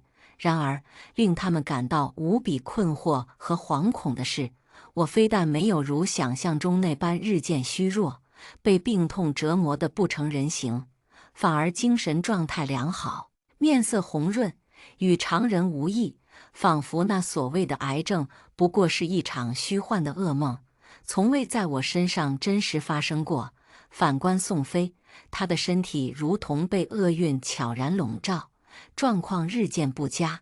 在第1个月时，宋飞先是时常感到莫名的疲倦与乏力，爸妈见此情景，将缘由归结于他混乱的作息，于是强行对他的生活作息进行了一番整顿。那段时间，宋飞在父母的严格监督下，每日按时起床、入睡，规律饮食。然而，这种被强制改变的生活方式并未持续太久。没过多久，他便又重新回到了日夜颠倒的生活状态，而疲倦乏力之感也分毫未减。紧接着第2个月，宋飞开始食欲不振，面对喜欢的食物，也只是挑动几下筷子，进食量寥寥无几，体重直线下降。爸妈见我一个得了癌症的人，却面色红润，甚至是日渐圆润，而身体健康的宋秋飞却面黄肌瘦。这怪异的对比使得他们心中的焦虑与不安如同疯长的野草，迅速蔓延。一种不祥的预感在心底悄然滋生。到了第3个月，宋飞的身体状况更是急转直下，整个人变得形销骨立，面容也逐渐失去了血色。爸妈开始产生疑虑与恐惧，却怎么也想不明白，为何事情的发展会偏离他们预设的轨道，陷入这无法掌控的诡异局面之中。在极度的担忧与焦虑之下，他们终于意识到问题的严重性，决定带宋飞去医院看病。这迟钝的反应，实在是让我不禁有些佩服他们的后知后觉。爸妈心急如焚地带着宋飞赶到医院，经过一系列详细的检查后，医生面色凝重地把他们叫到一旁：“你们是怎么搞的？人病成这样才送来检查，他得了癌症，而且已经到了中期，情况非常不乐观。”爸妈听到这个消息，如遭雷击，呆立当场。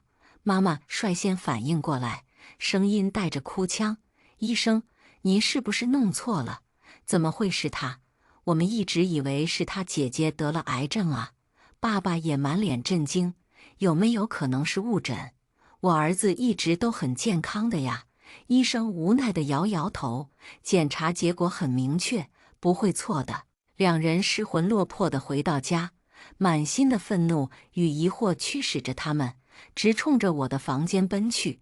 那扇房门被他们猛地推开，发出砰的一声巨响。然而，映入眼帘的却只有空荡荡的房间，唯有那未关紧的窗户被风吹得发出嘎吱嘎吱的声响，仿佛在嘲笑他们的狼狈与愚蠢。而此时的我，已经坐在了远走他国的飞机上。我透过小小的舷窗，望着逐渐远去的城市，心中五味杂陈。曾经，我无数次渴望逃离这个冰冷的家，可当真的离开时，却并没有预期的轻松。20年来被家人伤害的过往，如电影般在脑海中不断放映。冷漠的眼神，偏心的对待和无情的算计，每一个画面都深深地刺痛着我。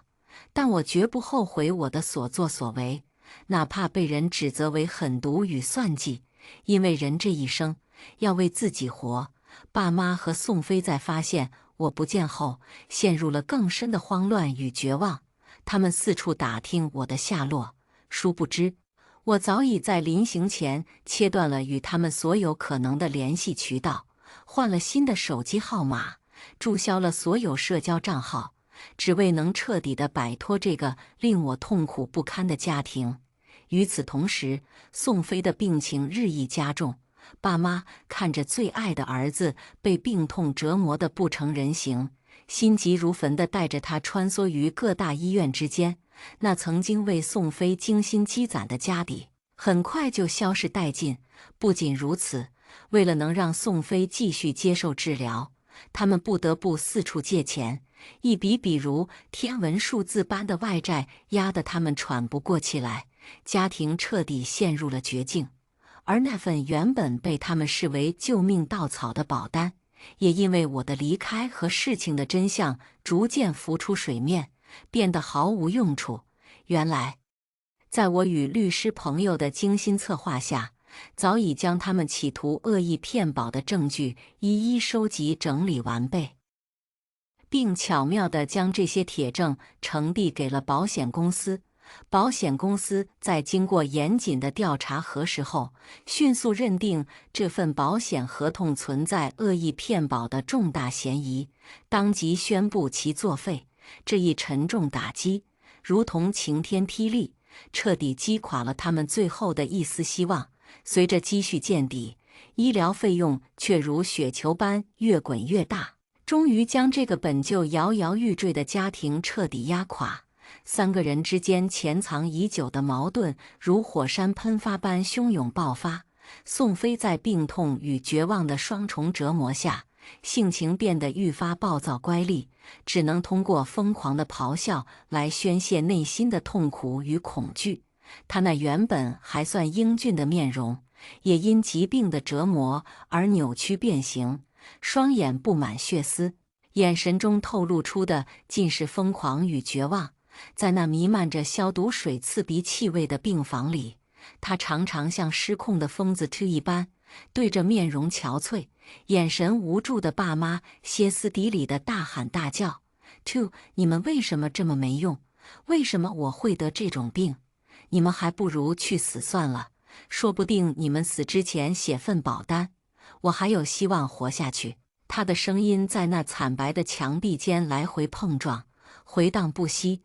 每一个字都饱含着对命运的怨恨和对父母的责怪，像一把尖锐的利剑，直直地刺向爸妈的心窝。爸爸总是低垂着头，双手无力地垂在身体两侧。往日那所谓的威严早已消失不见，只剩下无尽的懊悔与自责。妈妈则瘫坐在病房的椅子上，身体如同风中残烛，随时可能熄灭。泪水如决堤的洪水，肆意流淌在那满是皱纹的脸颊上，怎么也止不住。他总念叨：如果当初能好好对待小玲，多给她一点爱，不那么偏心，也许老天爷就不让我们落得如此下场。是我们造孽呀，是我们亲手毁掉了这个家。然而，我在远方听发小说这一切时，心中却不禁泛起一丝疑虑：他们是真的悔恨了吗？还是仅仅因为失去了宋飞这个他们心中所谓的后，或者是没了我这个吸血包，曾经他们对我那长达20年的冷漠、偏心与算计，难道就能如此轻易地被这一时的痛苦所抹去？答案是不能的。无论他们是否真心悔恨，我都不会再回到过去，不会回到那个曾经让我遍体鳞伤的家。在异国的我，选择了个宁静的小镇定居。我倾尽所有积蓄，精心筹备，开了一家独具特色的小店。店内摆满了我从各地精心搜罗来的精美物件，每一件都倾注着我的心血与热爱。在小镇的生活里，我结识了一群如春日暖阳般善良真诚的朋友。我们会围坐在一起，分享着彼此的故事与快乐，会在彼此遇到困难时毫不犹豫地伸出援手，给予最真挚的支持。在这里，我学会了爱与被爱。而在故乡的那一头，宋飞的病情在痛苦与绝望中持续恶化。尽管爸妈拼尽全力，四处求医问药，可癌症的无情吞噬并未因此停歇。最终，在一个寒风凛冽的冬日夜晚，宋飞在病痛的折磨下，带着满心的不甘与怨恨，永远地闭上了眼睛。爸妈仿佛被抽走了灵魂，深陷于无尽的悲痛与绝望深渊。他们失去了视为珍宝的儿子，只剩下破碎的家庭和身心。妈妈无法承受这突如其来的巨大打击，精神瞬间崩溃。她整日在街头游荡，蓬头垢面，眼神空洞，时而傻笑，时而痛哭。往昔那个精明算计的形象早已消失得无影无踪。爸爸则在悲伤与绝望的深渊中越陷越深，每日以泪洗面，身体也每况愈下。在宋飞去世后的不久，他便因心力交瘁，一病不起，最终离开了人世。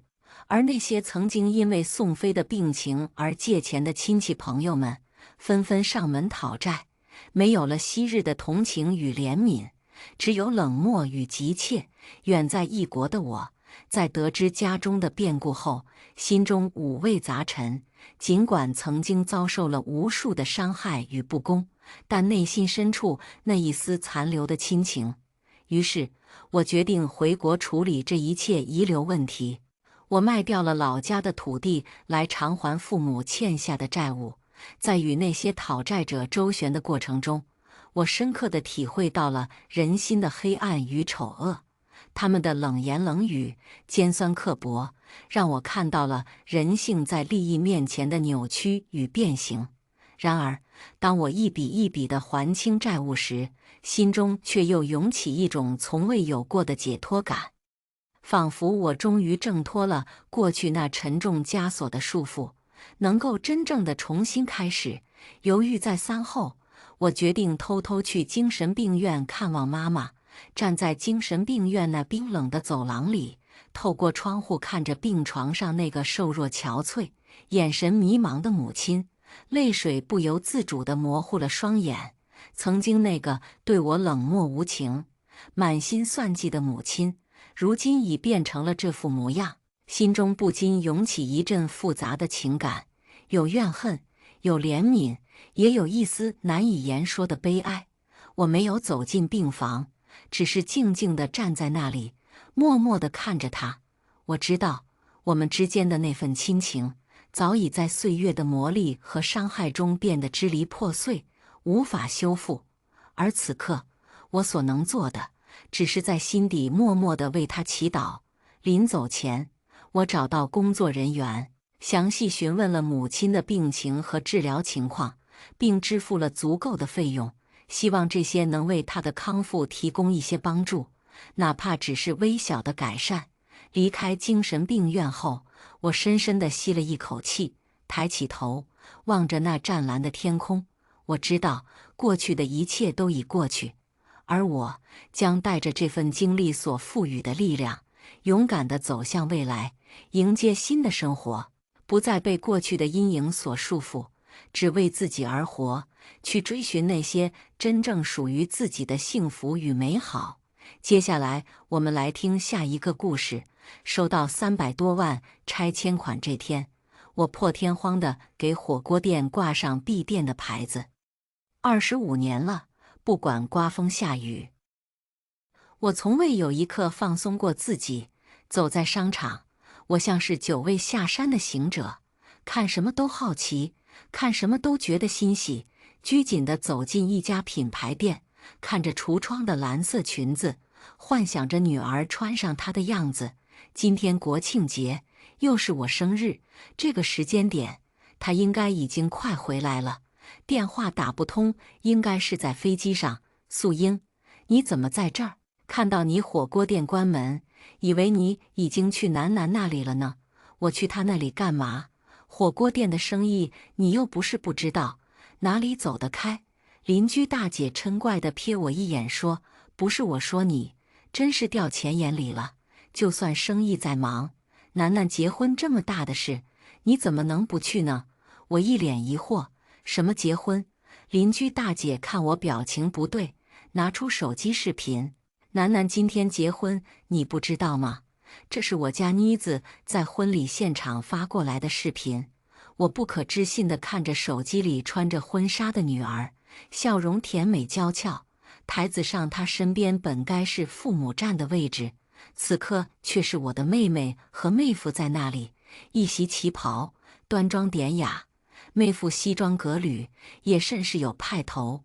女儿挽着他们的手臂，眼底闪着感动欣喜的泪光，俨然是幸福的一家三口。这到底是怎么回事？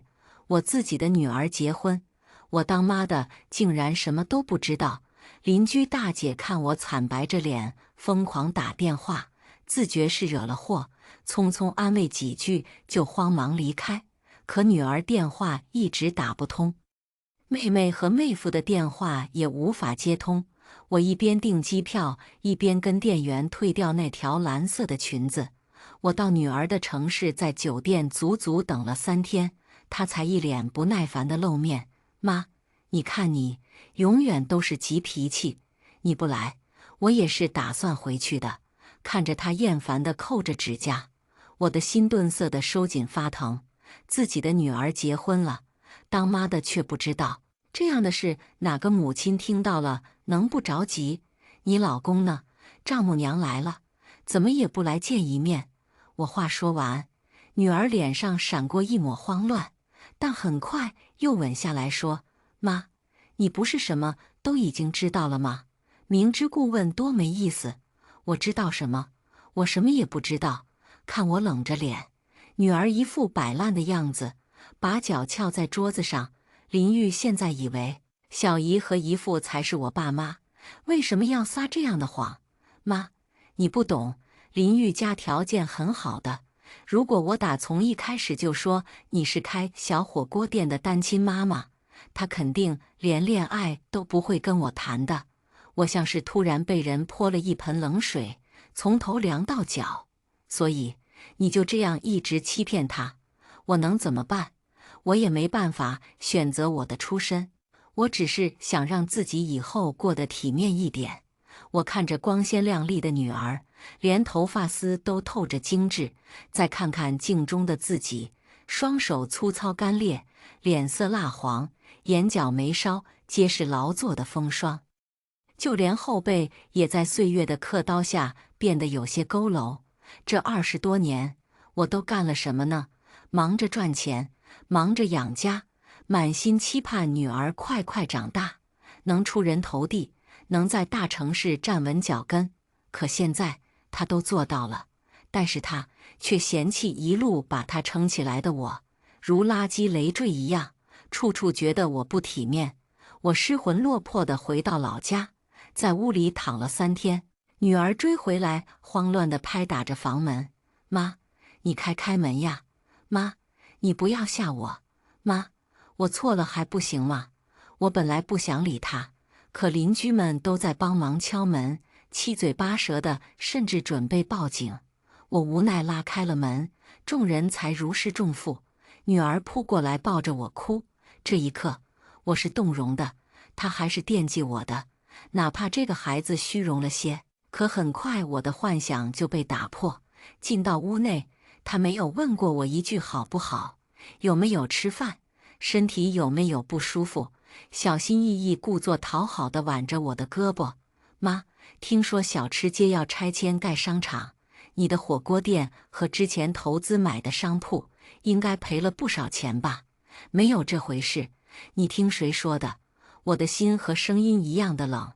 妈，你这样可就没意思了。我是你亲女儿，对我还藏着掖着。我起身去厨房开火煮面，并不搭理他。妈，我和林玉想换一套大点的平层，还差300多万，你资助我点呗。你放心，你就我这一个女儿，我以后一定会接你去我那里养老的。我和林玉暂时没有要孩子的打算，等后年吧。我怀孕的时候就说你是老家找的保姆，到时候顺理成章过去一起享福。听着女儿在我身后叨叨不停，我强忍着劈她的冲动，把手中的刀扔进抽屉。看我不理她，女儿直接破防：你一个老太太要那么多钱干什么？我可告诉你，不为子女谋划的老人就是不给自己留后路。别怪我没提醒你。我强忍着哽咽说：楠，当初跟你爸离婚，下着大雪被赶出家门，我抱着你流落街头，也没觉得自己人生灰暗。但现在，我觉得自己很失败，竟然养出来你这么个白眼狼。可能从未看过我如此决绝不留情面的说话。女儿愣在原地，我直接摔门而出，不想多看她一眼。深夜回到家，女儿果然还没走，在我的意料之内，没拿到钱，她是不会走的。我简单咨询过律师，给她买的房子和车已经在她名下了。无缘无故的情况下，我不太好要回来，要打官司的。我在房中哭坐一夜，想清楚很多事情。女儿变成如今这样，或许是我教育的失败，可我从没教过她见利忘义、自私凉薄。她如今的样子，我不寒而栗。我和他爸刚结婚的时候，他对我知冷知热，好得让人眼红羡慕。可自从当厂长的我爸没法给他安排工作后，他就像变了一个人，对我非打即骂。生下女儿后，他更是当场大骂赔钱货，丝毫不顾我刚生产完的虚弱。我连月子都没做完，就被赶出家门。他扬言，若我不走，立马把孩子摔死。为了证明他说得出就做得到，当着我的面把家里的老黄狗给拍死。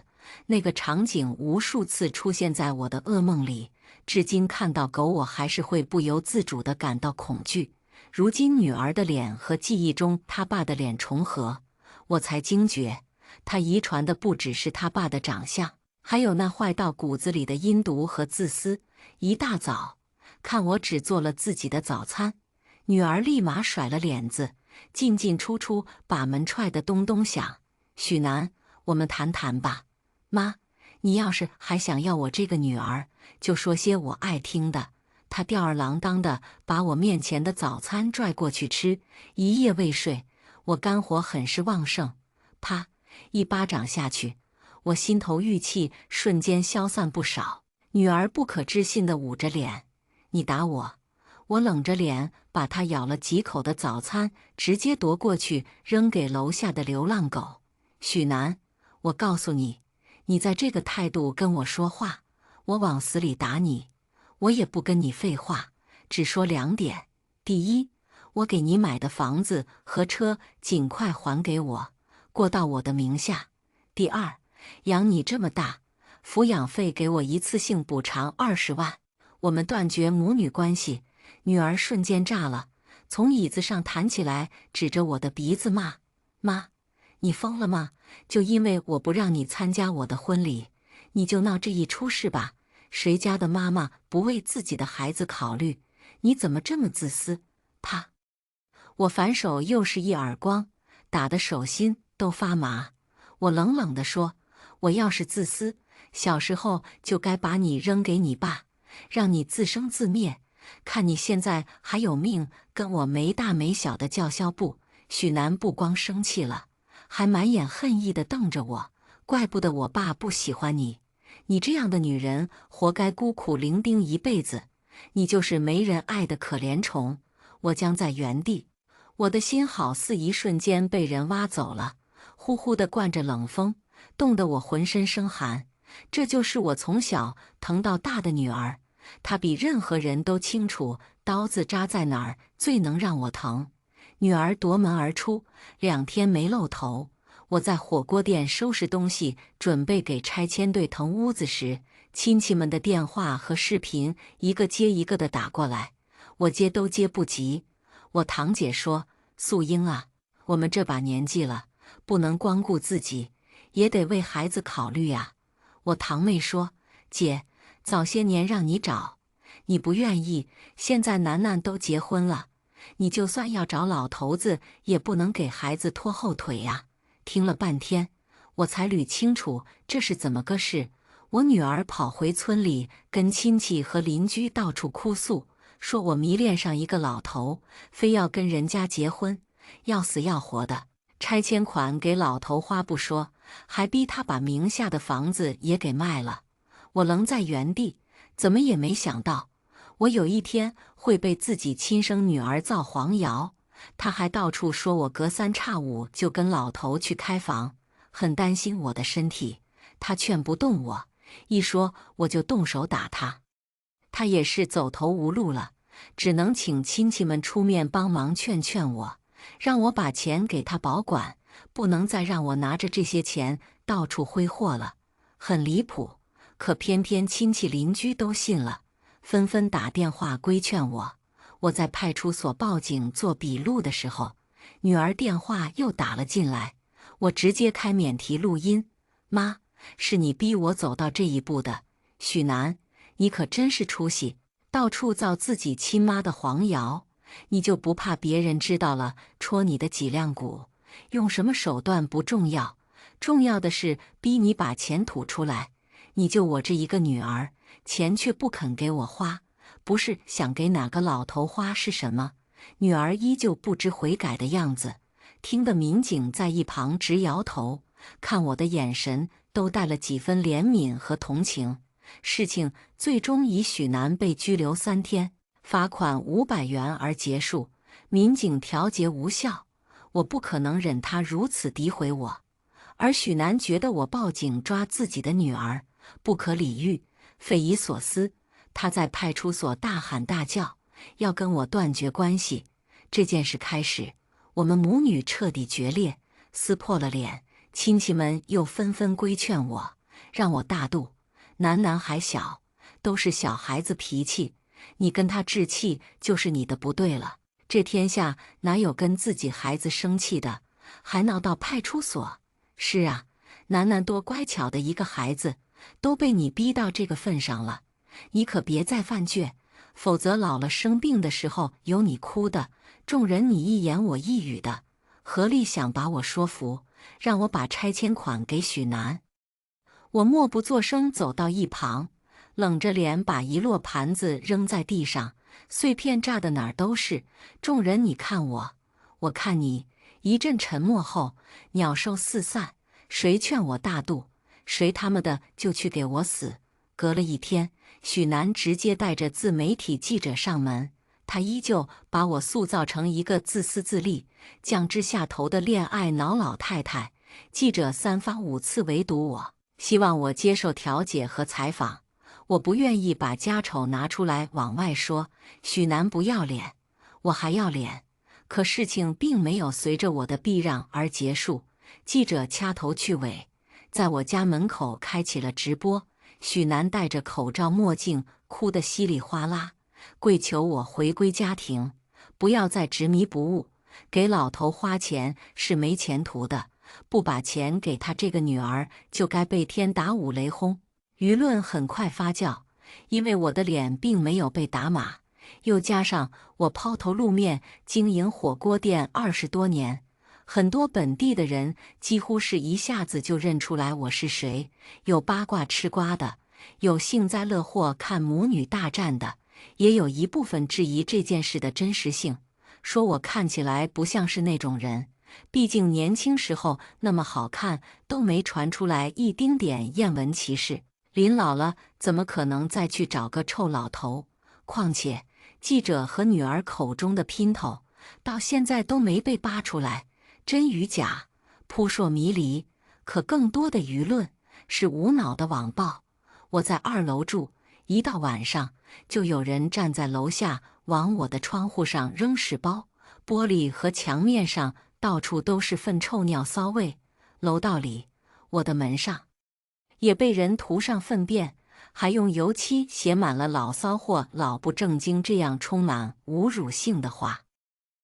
周围邻居也都苦不堪言，警察来了也是没头绪，老小区连监控都没有，只能奉劝我尽快平息舆论，为安全考虑，最好先不要出门。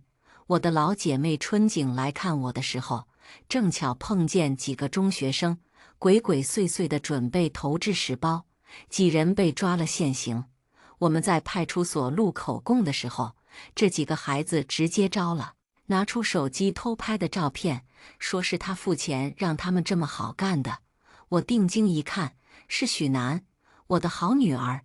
几个孩子吓坏了，委屈的嚎啕大哭。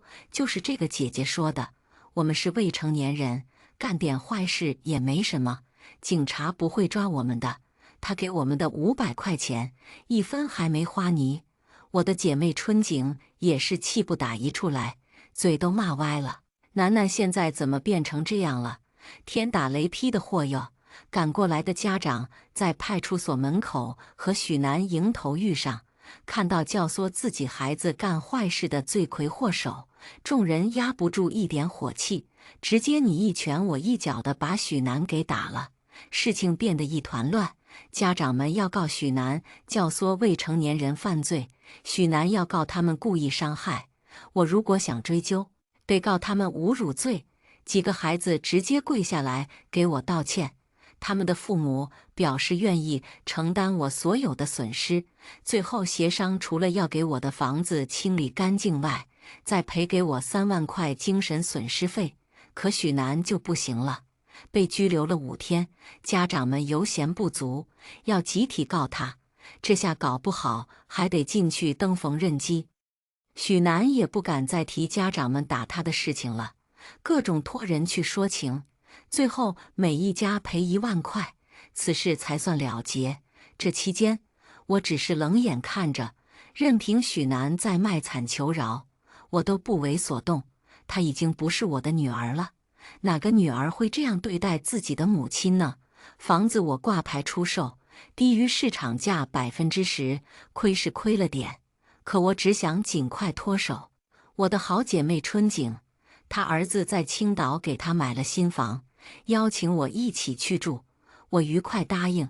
收拾行李的时候，我那许久未见的妹妹和妹夫却稀罕地找上门。之所以说许久未见，在许楠8岁那年，他们夫妻俩给我介绍了单位的直属大领导的70岁老爹，说的天花乱坠，条件怎么好，年纪大会疼人，还有可以帮我负担养许楠的费用等等。被我严词拒绝后，我的妹妹就把我当仇人了，对我冷嘲热讽，还说我不识好歹。我那个时候30多岁，嫁给70岁老头，不明摆着去给人家当免费保姆去了吗？我觉得这是一个脑子正常的女人都会拒绝的事。再说，我的小火锅店能养得起我们母女俩人，我没撕破脸骂他们是留了情面。但从那以后，我们姐妹几乎是断了联系，非亲戚间吃席场合，我们姐妹俩是不来往的。姐，不是我说你，楠楠这几年在外面不容易，你当妈的帮不了孩子不说，怎么还一个劲儿的扯后腿呢？我冷笑，你有屁快放！妹夫强压着怒火，笑容扭曲僵硬。姐，楠楠这个老公不错，家庭条件很好，说起来是咱家孩子高攀了的。我冷冷的，哦，那祝福。妹妹看我这个态度，直接把包甩在沙发，腿敲在桌子上，一副很欠抽的样子。我终于知道许南的那副死样子跟谁学的了，看来他们没少见面联系。姐，我明着跟你说吧，男方同意跟许南结婚，就是因为许南答应会拿300万嫁妆金一起买房。眼下婚礼办了，证可没领呢，你可不要犯糊涂，再耽误了孩子的终身大事。我简直都不敢相信自己的耳朵，感觉听到了天下最好笑的事情。许南这个老公长啥样，我至今不清楚。可不管是怎么样，婚礼都办了，女方不拿300万嫁妆出来就不领证。听听，这是一个好人能干出来的事吗？那他给许南多少彩礼呀？老实说，我是纯好奇。可此话一出，俩人都沉默了，眼神躲闪，不回答我的问题。许南哭着进来，跪在我面前，吓了我一跳。妈，我真的很喜欢林玉，哪怕他1分钱彩礼都不给，我也要跟他结婚。我不能失去我的爱情啊！你不能失去爱情，但你可以失去你的老妈。我再一次为自己失败的教育而感到悲哀，两眼黑了又黑。许南依旧哭。我从小都不知道父爱是什么，自从遇到林玉，我才体会到被一个男人关爱是什么滋味。我的心咯噔了一下，总觉得哪里不太对。许南，我扪心自问，当妈的没什么对不起你的地方，你要倒贴，别趴在我身上做吸血鬼。还有，我只给你1个月的时间，把买给你的房子和车过到我名下，要不然别怪我不客气。许南从地上站了起来，满脸的不可置信慢慢化为怨毒。秦素英，你确定要这样对我是吧？我冷着脸，是你先不认我这个妈的，抹黑我，找人泼我粪水的时候，你怎么没想过退路？许南指着我的鼻子说，行，你别后悔，我也不恼，直接拿出手机，扒拉出一堆照片举在许南面前。他瞥了一眼后，整个人都变得歇斯底里，疯婆子似的。秦素英，你到底想干什么？看样子你很害怕呢。所以你的老公林玉不知道你以前为了混混打胎还卖身，对吧？我知道此刻我看起来一定很可怕，曾经发誓不会让任何人知道这件事的我，从没想过有一天会亲口再把这件事翻出来，当作威胁自己女儿的筹码。你敢？许南哭了，但仍旧嘴硬地对着我咆哮。你敢把这件事告诉林玉，我就死给你看。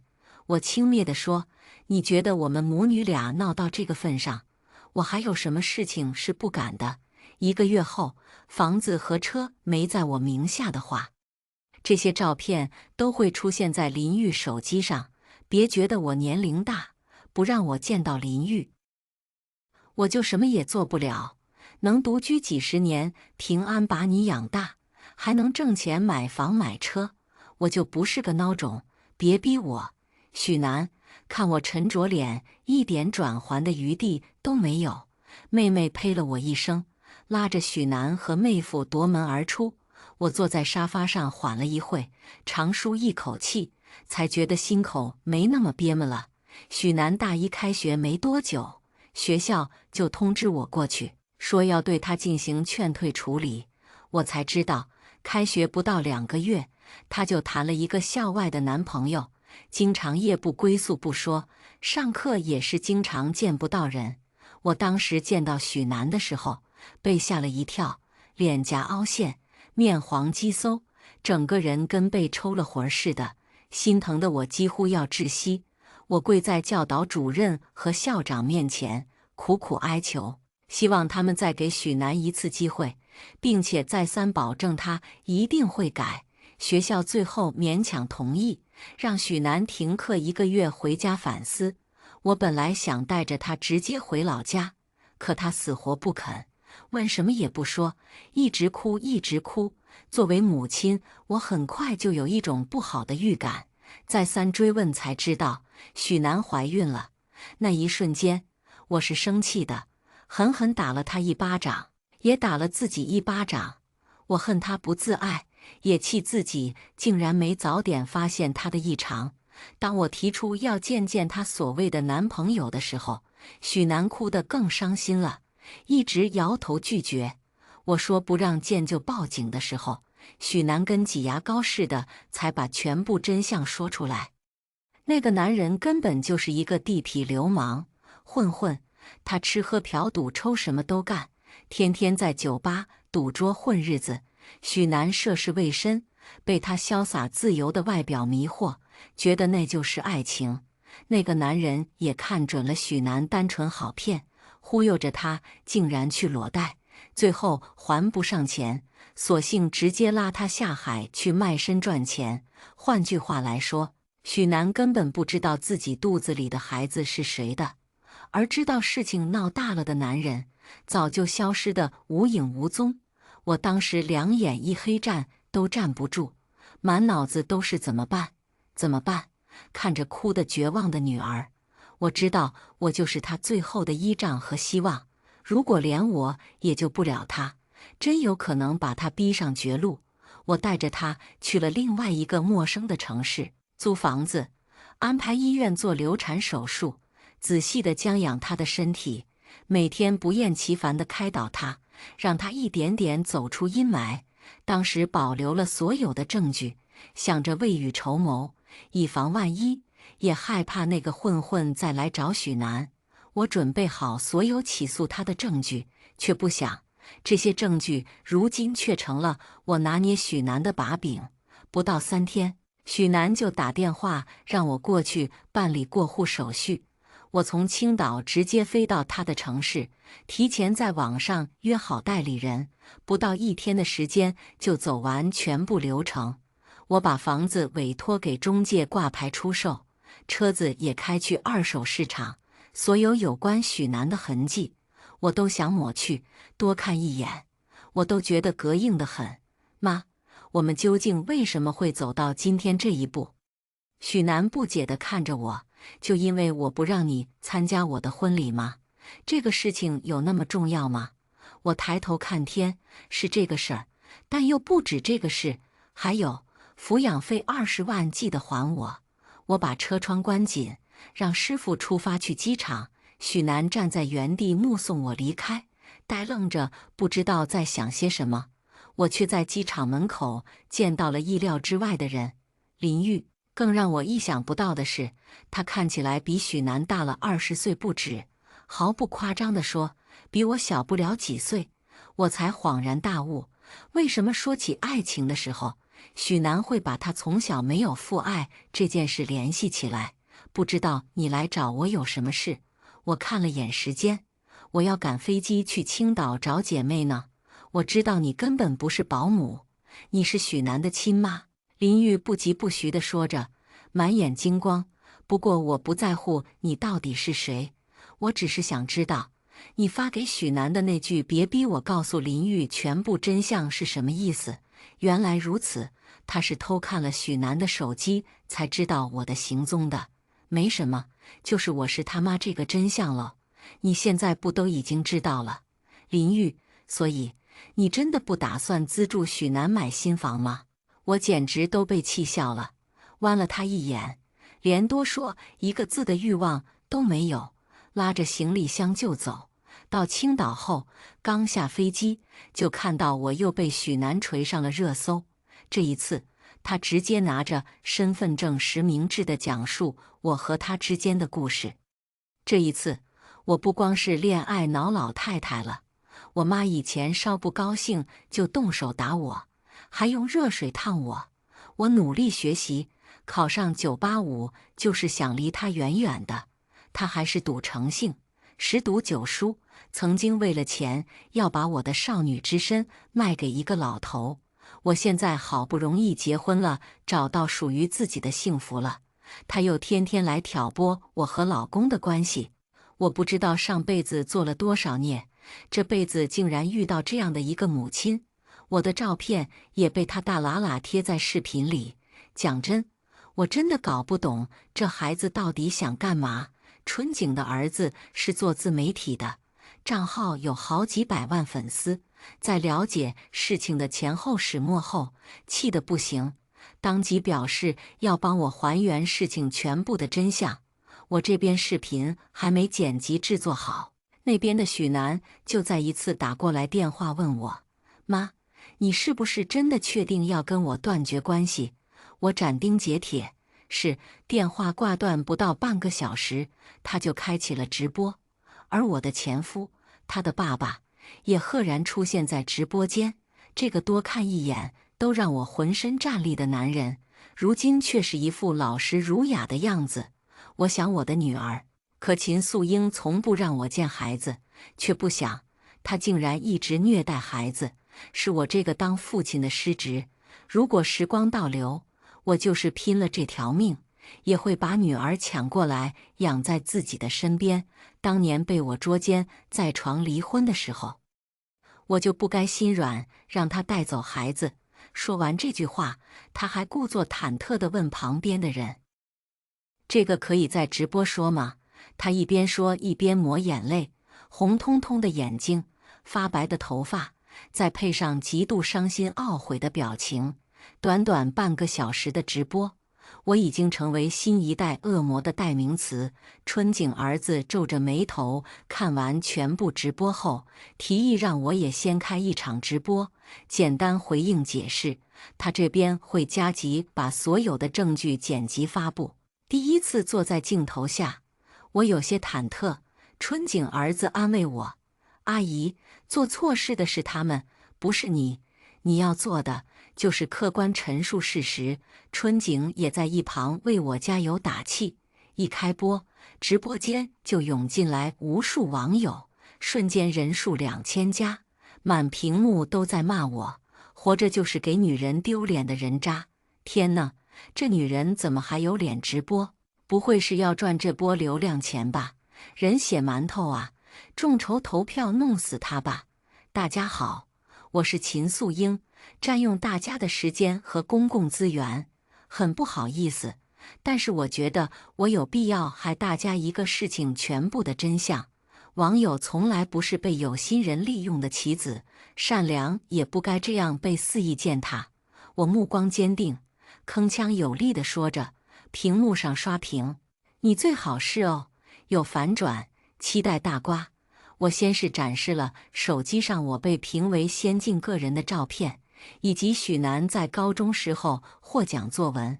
我的神明是妈妈，她在里面写道：“我的妈妈渺小而平凡，可她却如神明一样救赎着我不幸的人生。我那素未谋面却如恶魔一样存在的父亲，总是不经意间磨灭妈妈眸中希望的光，而我就是点燃这束光的烛火。我什么时候可以长大呢？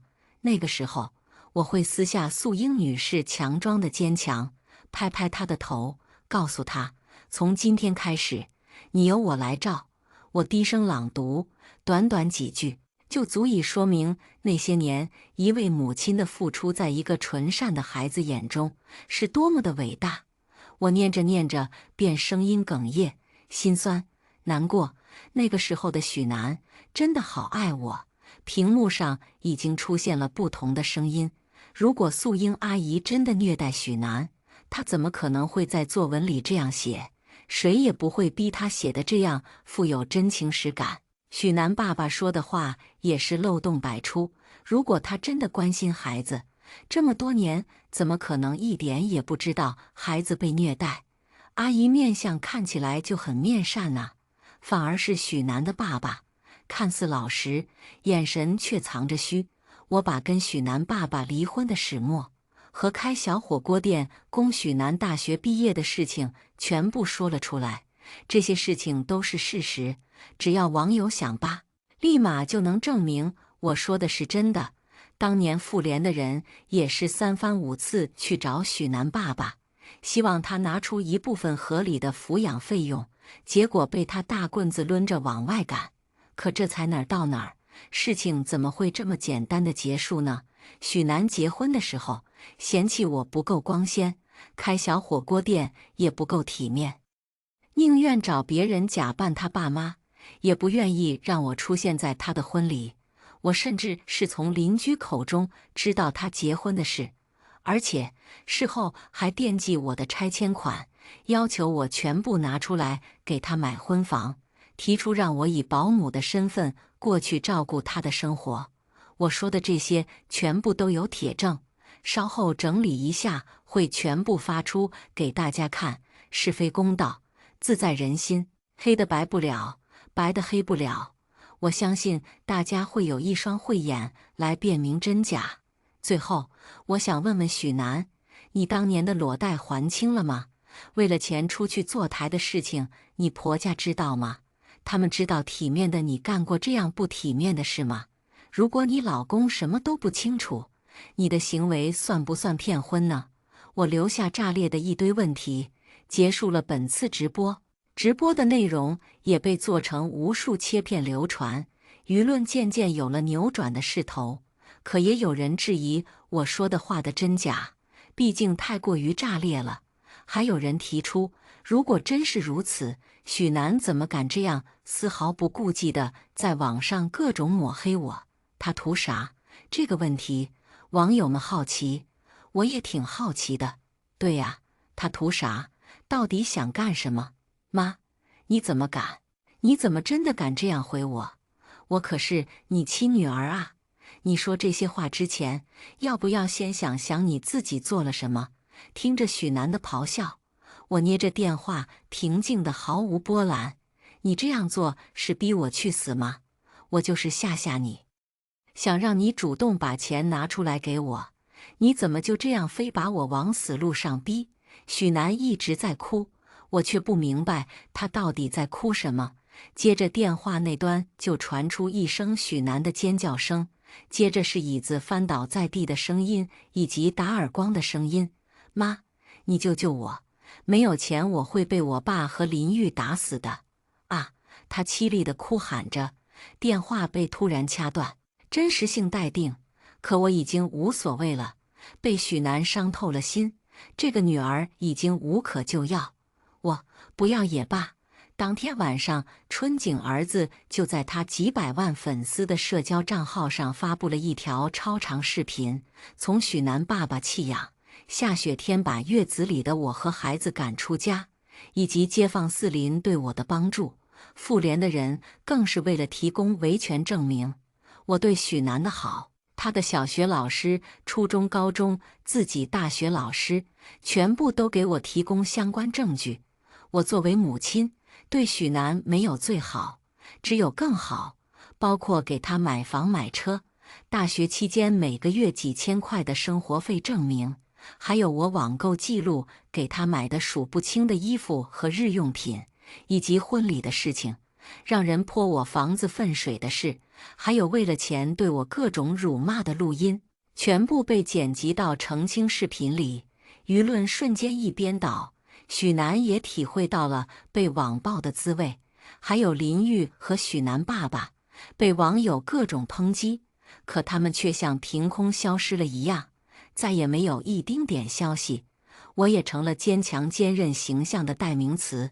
你很素英，这句话也成了今年最火的梗。我再次接到警察的电话，竟是许南要见我。他杀人了，他的老公林玉根本不是什么大老板，只是一个炒股失败、欠了一屁股外债的凤凰男。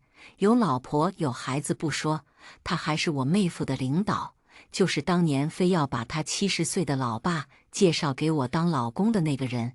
林玉之前炒股确实赚了不少钱，妹夫为了讨好他，让他带他一起玩，不惜引诱许南下水，把林玉夸成绝世好男人，然后又伪装许南是他们的女儿，让林玉觉得这夫妻俩诚意满满啊，女儿都舍得送给自己。一高兴，同意帮妹夫他们炒股，但是赔了可不管。可林玉是什么人？人精中的上等品，很快就发觉了许南他们的秘密。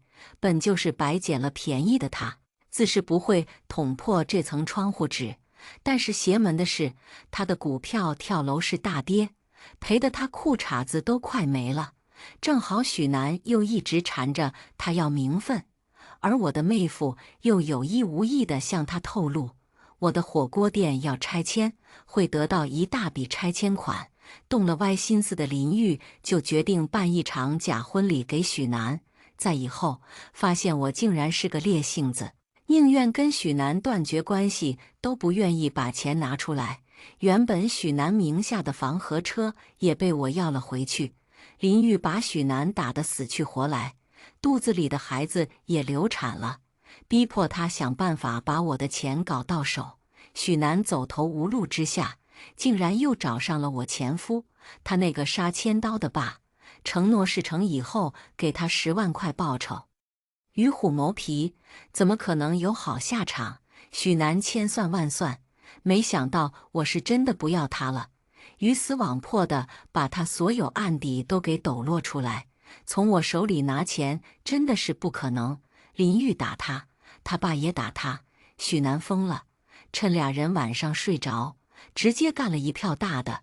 听说案发现场相当惨烈，经验老道的法医当场都吐了。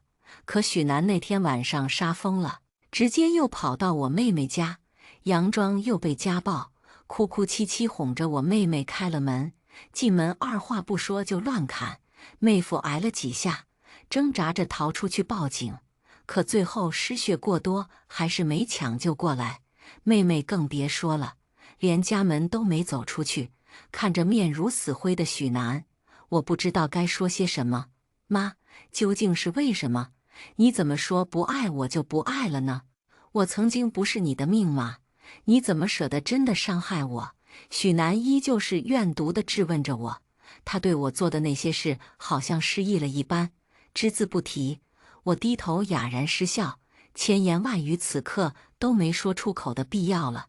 都到这一步了，他依旧觉得自己什么都没做错，我还能说什么呢？回去的路上，我去买了鲜花和菜。今日降温，宜吃火锅。往后余生，我要为自己而活，潇洒恣意，任何人任何事都不可以阻碍我通往开心的脚步。接下来我们来听下一个故事。裴延川说这句话的时候，我正好推开包厢的门，众人看了我一眼，面面相觑。随后裴延川的一个好兄弟笑着缓和气氛：“裴哥，看谁来了。”我放下手里的胃药，听说他喝醉了，我来接他回家。包厢正中，裴延川面色酡红，一双迷离的桃花眼看起来更加薄情。我伸手想拉起沙发上的男人：“你喝醉了，回家。”裴延川懒懒地倚在沙发上，嘴角的笑意若有若无，没看到我和苏小姐的酒还没喝完。他身边一个明媚的大美人和他靠得极近，此刻美人含笑，裴总的海量，我可不敢比，倒是少见美人有苏小姐这番酒量。昏暗灯光下，一个冷峻，一个婉约，气氛说不出的暧昧。而我站在跟前，像餐桌上多出的那套感觉，碍眼极了。我却熟悉了这种感受。你不走，我走了。我抬步想走，裴延川的兄弟却在一旁劝住我：“嫂子，这种情况还放心离开？咱们裴哥真是有个贤妻啊！”我本不予理会，身后却传来裴延川漫不在意的声音：“简真，你敢踏出去一步，就别再回来了。”我站定，周围嘻嘻哈哈的，还是裴哥会调教人，马上就回来了。我开口：“好啊。”周围愣了一秒，很快恢复了欢笑。生气了，裴哥还不哄哄人家？是啊，这样对嫂子不好吧？裴延川语气带上一丝得意，这是他欠我的，欠裴家的。随后他目光看向苏云，苏老爷子想联姻的想法我听说了，为了不委屈苏小姐，我作为诚意，先把身边的人清理干净。苏云面色尴尬：“裴总，我看向那双薄凉桃花的眸，放出声音：“既然没我什么事，那我走了。”裴延川神情看不出喜恶，没有任何一个人挽留我，甚至身后的调笑声不断传来：“裴哥，这次又准备分几天？我赌5天吧，不，3天，他就会来求和。那到时候裴哥咋办呢？”在外人眼里，我攀附上了裴家的高枝，又有之前分分合合的潜力，是不会轻易放手的。可只有我心里知道，失望不断累积，我在这段感情中狼狈不堪，一直无法抽身，也无法再沉溺了。直到走出酒吧，我才呼出一口污浊的气。回到家，我草草洗漱后就睡了。第二天很早就被敲门声吵醒。我眼睛还有些迷糊，强撑着爬起来开门。哎呦，怎么这副邋遢模样？我妈张青雨走了进来，见我一脸嫌弃道：“你这模样哪个男人见了会喜欢？”她对我外貌一番挑剔后，又四处到房间转了转。延川昨天没回来，她打量了一眼卧室，面上染上焦急。听说裴家有意和苏家联姻，你现在当务之急就是赶紧抓紧嫁进裴家。不是说他奶奶已经同意你了吗？女儿，你嫁进去，我才放心啊。还有女儿，我最近手头有点紧。我看清他眼中的算计，依然不松口。我没钱，他理直气壮，那我就去找裴延川要，反正以前他都给了。我心中疲惫满满，这样的我又怎么能在裴延川面前硬气得起来？不过既然要分开了，谁又在乎这份硬气？要烂就烂到底吧。我恶毒恐吓：“你去吧，反正我和他已经分手，阻碍裴家订婚，看你会不会消失得很彻底。”打发走张青雨，我打量这间大平层，在裴延川面前，我总守着我的那份可怜自尊，拒绝了他的金钱。所以我的积蓄在砸完这个家后，口袋里空得可怜。谁又能想到，裴家在海京大名鼎鼎，裴延川更是以大方多金出了名的。跟在他身边10年的我，却是一个不折不扣的穷光蛋。我休息了一会，开始收拾清理裴延川价值不菲的西装，装好，喊人送回去。2人一起做过的手工艺品不值钱，丢掉。裴延川送我的礼物，我看着犯了难。这些基本都是5年前的老款式，二手出去不一定保值。毕竟那件事后，他再没送给过我东西。算了，真金白银就容了储蓄，过季奢侈品就低价挂二手。这样一天过去，看着房间中少了大半熟悉的痕迹，我放松一口气。随后联系中介，把这间房子挂上售买，等拿到钱就离开这个地方。肚子咕咕唱着空城计，我拖着垃圾准备下楼丢掉，然后吃饭，四肢却无力，还没搬上电梯，差点一个踉跄。小心！好在一双有力的手及时地扶住了我。我抬头对上一双温柔的眼睛，哦，是隔壁邻居。我道了谢，他礼貌开口：“我帮你吧。”我爽快点头。这个邻居人很不错，但之前碍于裴延川的嫉妒，我只能疏远。他帮我丢了东西，见我要寻找附近吃饭的地方，还不忘给我推荐。过一条马路边，那个筒骨汤粉不错，你看起来很累，应该吃清淡点。再次道谢后，我顺着他指的路，顺利的吃饱喝足。只是在回去时，原本放松的气息一下子提起来。灯开着，裴延川来了，我暗暗责怪自己没有先改房门密码。随后佯装冷静地走了进去。怎么？我问。以往分开，裴延川可不会主动来动去找我。裴延川神情淡淡，桌边放着一杯热气升腾的菜，氤氲雾气模糊了他锋利的面庞。雾气散去，他的桃花眼满是嘲讽：“你母亲告诉我，你伤心到自杀，想以此挽留我。不要以为这种手段我就会心软。”后天我要陪苏小姐逛街，那套蓝色西装在你这，拿给我。我忍下一口气，点头，只想赶紧送走这人，还挽留。转身进房间，从打包的箱子中取出他说的那件西服，并开口：既然分手了，那裴总该找人来把这些东西都带走。裴延川薄唇勾起一丝笑，一双深情的桃花眼上挑。这次你可硬气了，赶我走。简小珍，你确定？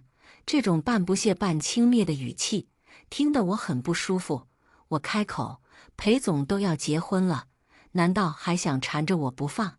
他摩挲着指腹上的扳指，你在暗示我什么？简真，你要知道，那件事情过后，我对你的一切已经算是容忍了。今后我结婚，你乖乖在这住着，要是表现好，我就来看你。我浑身血液冰凉，好半天反应过来，裴延川，你要我当小三？他明明知道我最恨小三了。明明高中的时候，他年少冲动，找到那个男人打了他一顿。那时他护着我身前，神气狠厉的像护崽的狼，为了小三打自己女儿。你不配为父亲，更不配为人。彼此的正义少年，在时光洪流中面目全非。如果5年前那件事没有发生，他会和之前一样吗？我擦干眼泪，滚！现在滚出我家！被我喝止，裴延川面色也黑了。你确定要我走？我抓起桌上的茶杯、果盘，接二连三地扔过去。滚啊！茶水打湿裴延川的西装，他面色难看，不偏不倚被茶杯砸中额角。好，很好。他起身离开，我脱力坐下，看着一地的狼藉，忍不住掩面流泪。明明以前的裴延川不是这样的，他深谙世俗而不世俗，看似逢人带笑，处事圆滑，却永远会给人留一丝余地。我做到天亮，叫来跑腿，把裴延川东西送回裴家，又催促中介。好在房子这边传来好消息，找到买主了。我委托中介帮我尽快谈价，价格少也没关系。随后带上不多的东西住到酒店，一连几天格外安静，除了网上跳动的八卦新闻，时不时放出裴苏用餐的模糊图。我终于放下心。裴延川忙着和苏云谈恋爱，没空找我麻烦，我放松些警惕。又过了几天，房子的钱到了，我当机立断买了机票，正准备启程，一个陌生号码涌入手机。我犹豫挂断后，那个号码再次打进来，我点开，里面传出裴延川冷漠的声音：简真，滚到疗养院来。我压下怒气，做什么？对面静默片刻，轻讽出声：琳琳快死了，你得意了吧？裴琳琳，这个裴家我唯一对不起的人。我深呼吸一口，好，我马上到。等赶到疗养院，我刚跨进大门，就被2个道同模样的人架住。我努力挣脱，你们干什么？却无济于事。我被押到病房前，裴夫人一脸担忧地问道：是，就是他，跪着求3天，能行吗？道士一脸高深莫测，心诚则灵。我被押到院子中一处红红绿绿的阵法前跪下，还没动，一道阴影投下。我抬头，撞入裴延川不近人情的桃花眼。裴延川捏着我的下巴开口，语气冰冷：简真，这是你欠琳琳的。如果不是你和管家暧昧，被琳琳撞见，让你想方设法伙同他设置绑架案，要置琳琳于死地，琳琳也不会变成植物人的模样。5年，他为了掩护你，主动吸引歹徒的视线，却不知道你才是罪魁祸首。你如果有一点良心，在这个院子里好好跪着祈福他这次手术生。我扭头甩开裴延川的手，笑：如果我有错，来警察来抓我好了。那次我伤了头，关于绑架案的记忆变得模糊，在5年的指责中，连我自己都不确定，那件事真的和我没关系吗？裴延川的墨色眸子中云雾翻涌。你别以为找不到证据，实话告诉你，那个人马上就要被抓捕归案了，你的谎言全会被戳破。一边是裴夫人紧张的祷告，希望老天爷保佑我的女儿度过这次手术，一边是道士做法的声音，我牵动沙哑的声音，不管你怎么说，我问心无愧，但是我愿意为琳琳祈福，如果这样有用的话。见我跪在那儿不再动，裴延川直深入，站在了一旁。我闭上眼，几个小时过去，腿上的感觉生疼，头顶雷声大作，似乎马上就要下雨。但此刻院子里的人已经散了，全紧张地等在手术室门口。我也真心的祈愿那个爱笑的女孩子会平安。如果这种办法真的能帮到她。夜里，雷声轰鸣。倾盆大雨终于落下，我牵动着麻木的腿，浑身被浇透，像可怜的落汤鸡。有人小声问：“要给他送把伞吗？”我听到裴老夫人尖锐的声音：“这样就影响对老天爷的诚意了。”一旁的裴延川没有说话。好在后半夜雨终于停了，只是淋湿的衣服粘着皮肤，让人发冷。晨光微熹。ICU 里的人终于度过危险期了，我模糊的意识似乎听到，醒了，醒了。我强撑着麻木的身体站起来，靠近病房门，里面的喜悦和欢呼声让我飘逸的思绪回笼。我终于听到那个声音了，珍珍姐呢？她怎么样？她当时为了保护我，主动吸引歹徒的视线离开，应该伤得比我重吧？原来都是误会。我的心落下一块大石头，我怎么可能会伤害别人呢？被旁人误解多了，连自己都开始误解自己了。拖着麻木的脚步，在渐明的晨光中，我走出了医院。我买了最近的一趟航班，不管他去往哪个陌生的城市。随后坐在了飞机上，昏昏沉沉，开始做起梦来。我梦到5年前。我和裴延川感情正好的时候，那时候裴家除了裴林，谁都瞧不上我。裴夫人阴阳怪气，不是什么人都配上桌吃饭的。裴延川二话不说，放下筷子，拉着我下桌。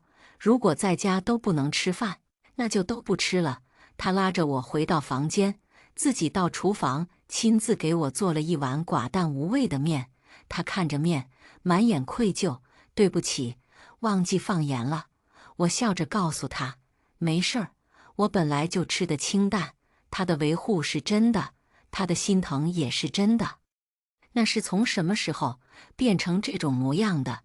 我好像记起来了。我从绑匪手下死里逃生，惊喜地想要扑在他的怀中，却被他狠狠一把推开。他居高临下，面无表情。绑匪都交代了。你是合谋，我捂住发疼的脑袋。这么离谱的话，你怎么会相信？他蹲下直视我的眼睛，我也不想信。那这些视频呢？视频里，我对着绑匪说着讨好的话，甚至畅想要勒索多少钱。我忙解释，那是我为了让琳琳跑出去，故意这么说的。不信你问琳琳，我和她商量好的。她仔细看着我面上的表情。薄唇微微颤抖，他摔下山崖，成为植物人了。我的头好像更疼了。那一天开始，爱人的心结越发深重，关于这件事的记忆越发模糊。我开始接受裴延川的说辞，尽管心里有一个声音不断否认，可又要开始犹豫。万一哪个细节的巧合是我促成的呢？就这样折磨了5年，我早该放手的。可是我太傻了，我太割舍不了过去。我寄希望于，万一真相被发觉，一切都会恢复如初呢？可我终于明白，已经回不到过去了。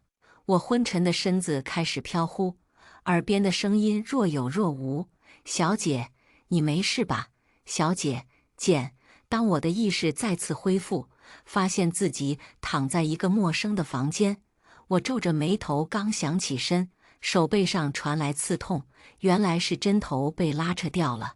小心！一道沉稳的声音传来。我抬头看见了邻居，他身穿着白大褂，面色严肃。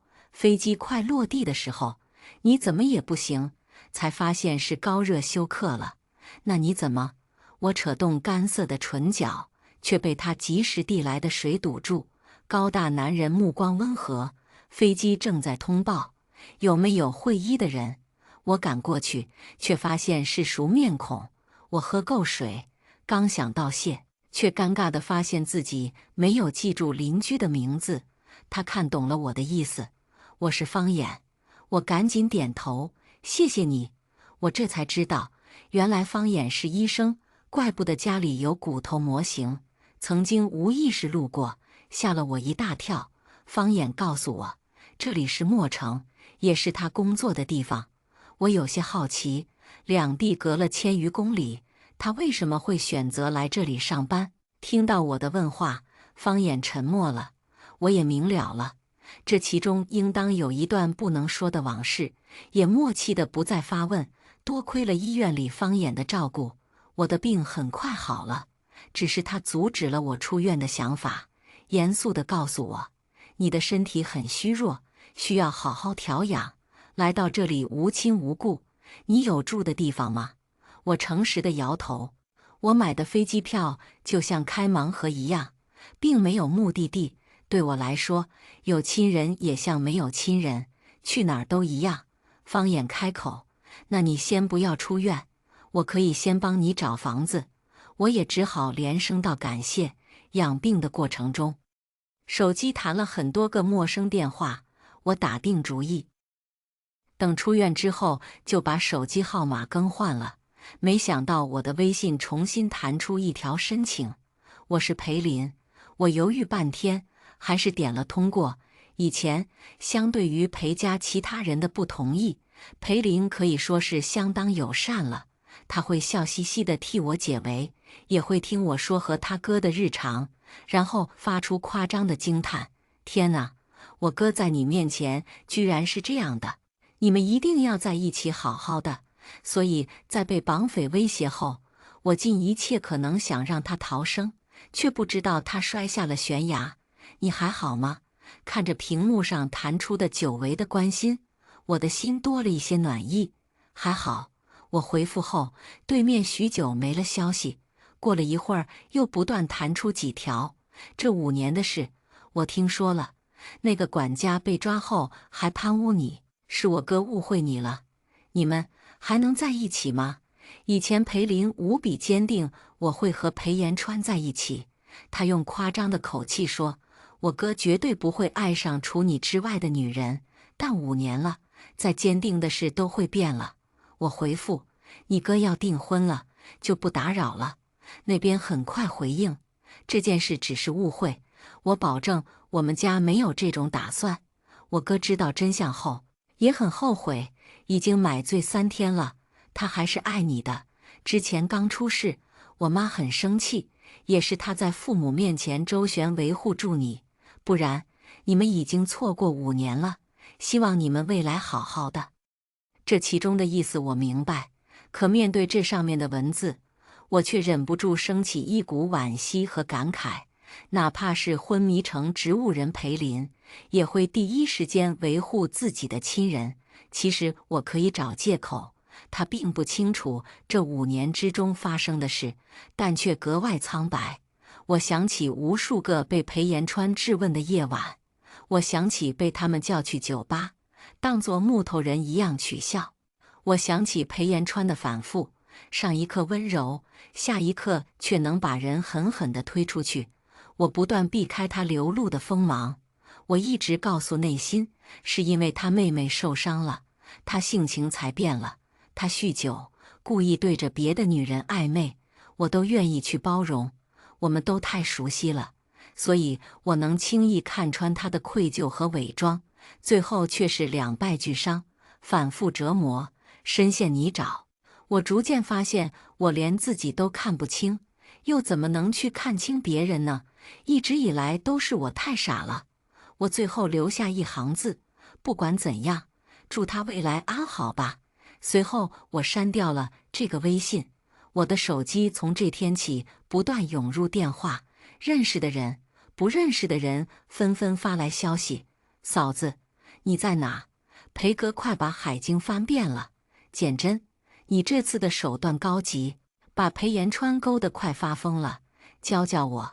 我删掉了所有和海经那边有关人的微信，趁着下雨还不大，我搬进了苏衍给我找的房子，看这里面简单的装潢和一些有熟悉风味的装饰物，我转过头疑惑：这是你的家？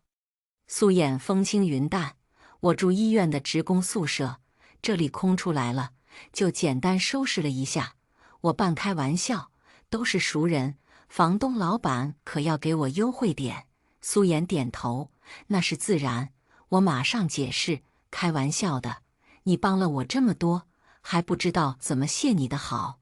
苏衍偏过头，语气平静：如果可以，请问吃饭就好。最后，碍于外面的雨，我们决定在家做饭吃。铺了暖黄格子布的餐桌上，苏衍像在品鉴美食一样，仔细认真地吃着菜。我笑：苏医生吃饭也太严肃了。他马上软了表情，摸了摸自己的脸：是吗？我只是觉得太好吃了。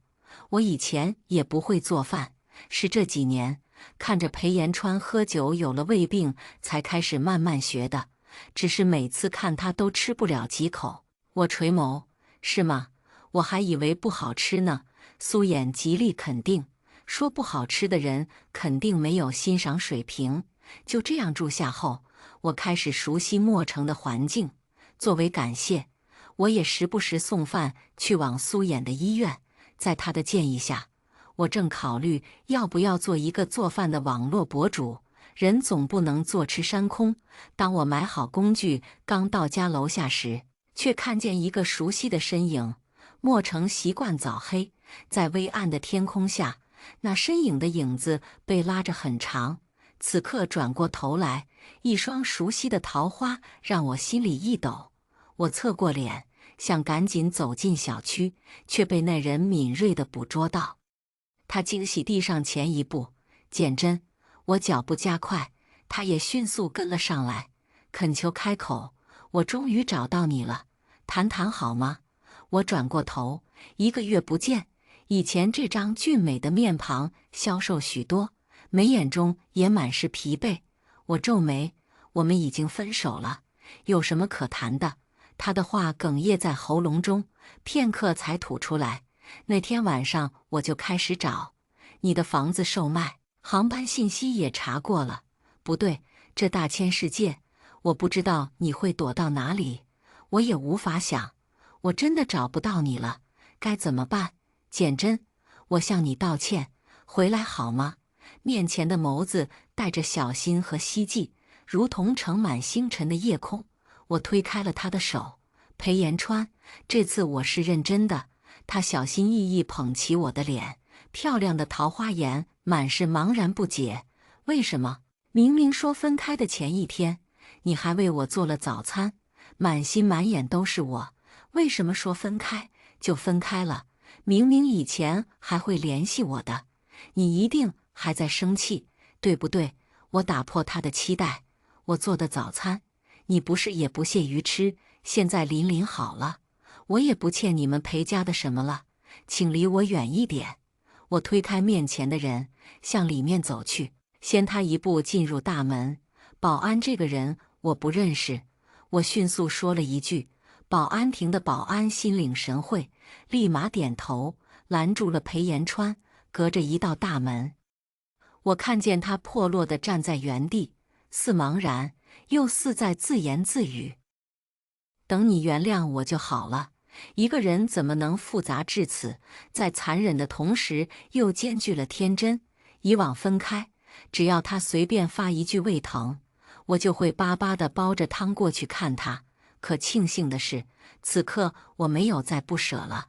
我找了个理由告诉苏衍，今天不能替他送饭了。他表示理解。我随意把买好的菜往桌上一放，就瞪大眼睛躺在床上。说句不好听的话，在以往被裴延川忽视的无数个日夜里，我不是没有过憎恨、厌恶，甚至也想过，有一天他有没有可能会后悔。但这一天真的到来后，我只觉得疲惫不堪，难以应对。休息好之后，我开始鼓捣直播设备，找角度拍张照片，并发消息问苏衍：“你觉得这样行吗？”他总是能从专业的角度指导意见，而我也顺利地拍出了第一个视频，发布在网上。苏衍率先点了赞，我不想忐忑地等待反应，便邀请苏衍来吃饭。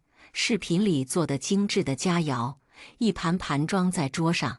我打开门，苏衍站在门口，面色却有些奇怪。怎么了？我问。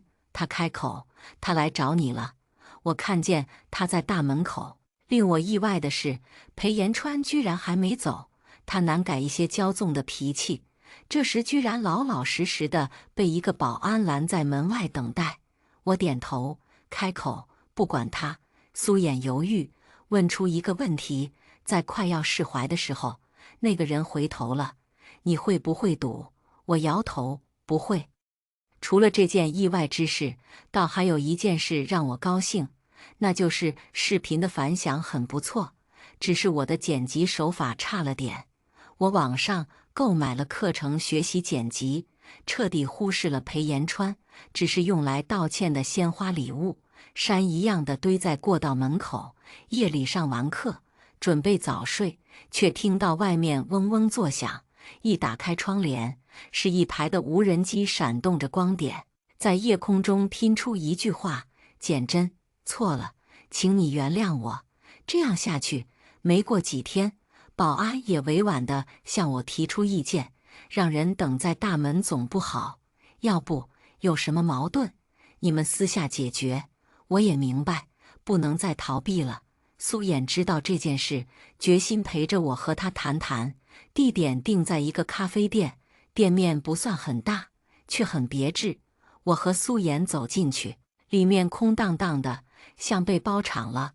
裴延川站在窗边，目光不时打量过路的人群。从衣着看来，显然有精心收拾过，表情忐忑。只是在回头看见苏衍和我同时出现的那一刻，一双期待的桃花眼立马切为厌恶。是你？苏衍作为之前的邻居，裴延川自然也认识。你们怎么会在一块？倒是我小瞧你了，难怪这么久都不肯原谅我。裴延川冷笑，薄唇泛白，几乎看不出一点血色。我拉开椅子和苏衍坐在一方，面无表情。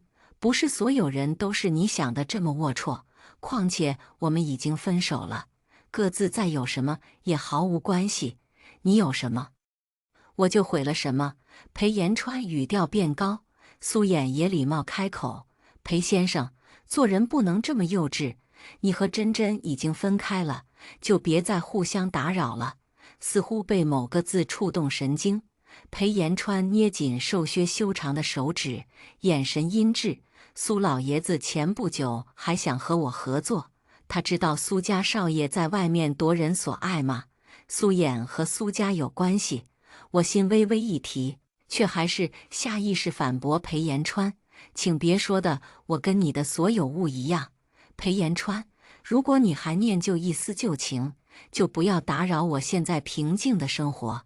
你的悔意，我不需要。”我一字一句。裴延川的脸色骤然灰败，他额前细长的碎发被风微微吹动。我知道，是我没弄清楚事情的真相，对你不好。但是我们之间再艰难，10年分分合合也就过来了。如今解除了误会，妈妈也能接纳你了，我们的未来也会很好。为什么你偏偏如今要？这5年的苦楚，与裴延川而言，不过一句分分合合。说到底，他的道歉不过是基于后悔，而并不是觉得自己骤然反复、冷漠无常的做法不对。那个见不得我受委屈，总把我护在身后的少年消失不见了。面前的人无法共情我，甚至一昧地觉得我在赌气赔少。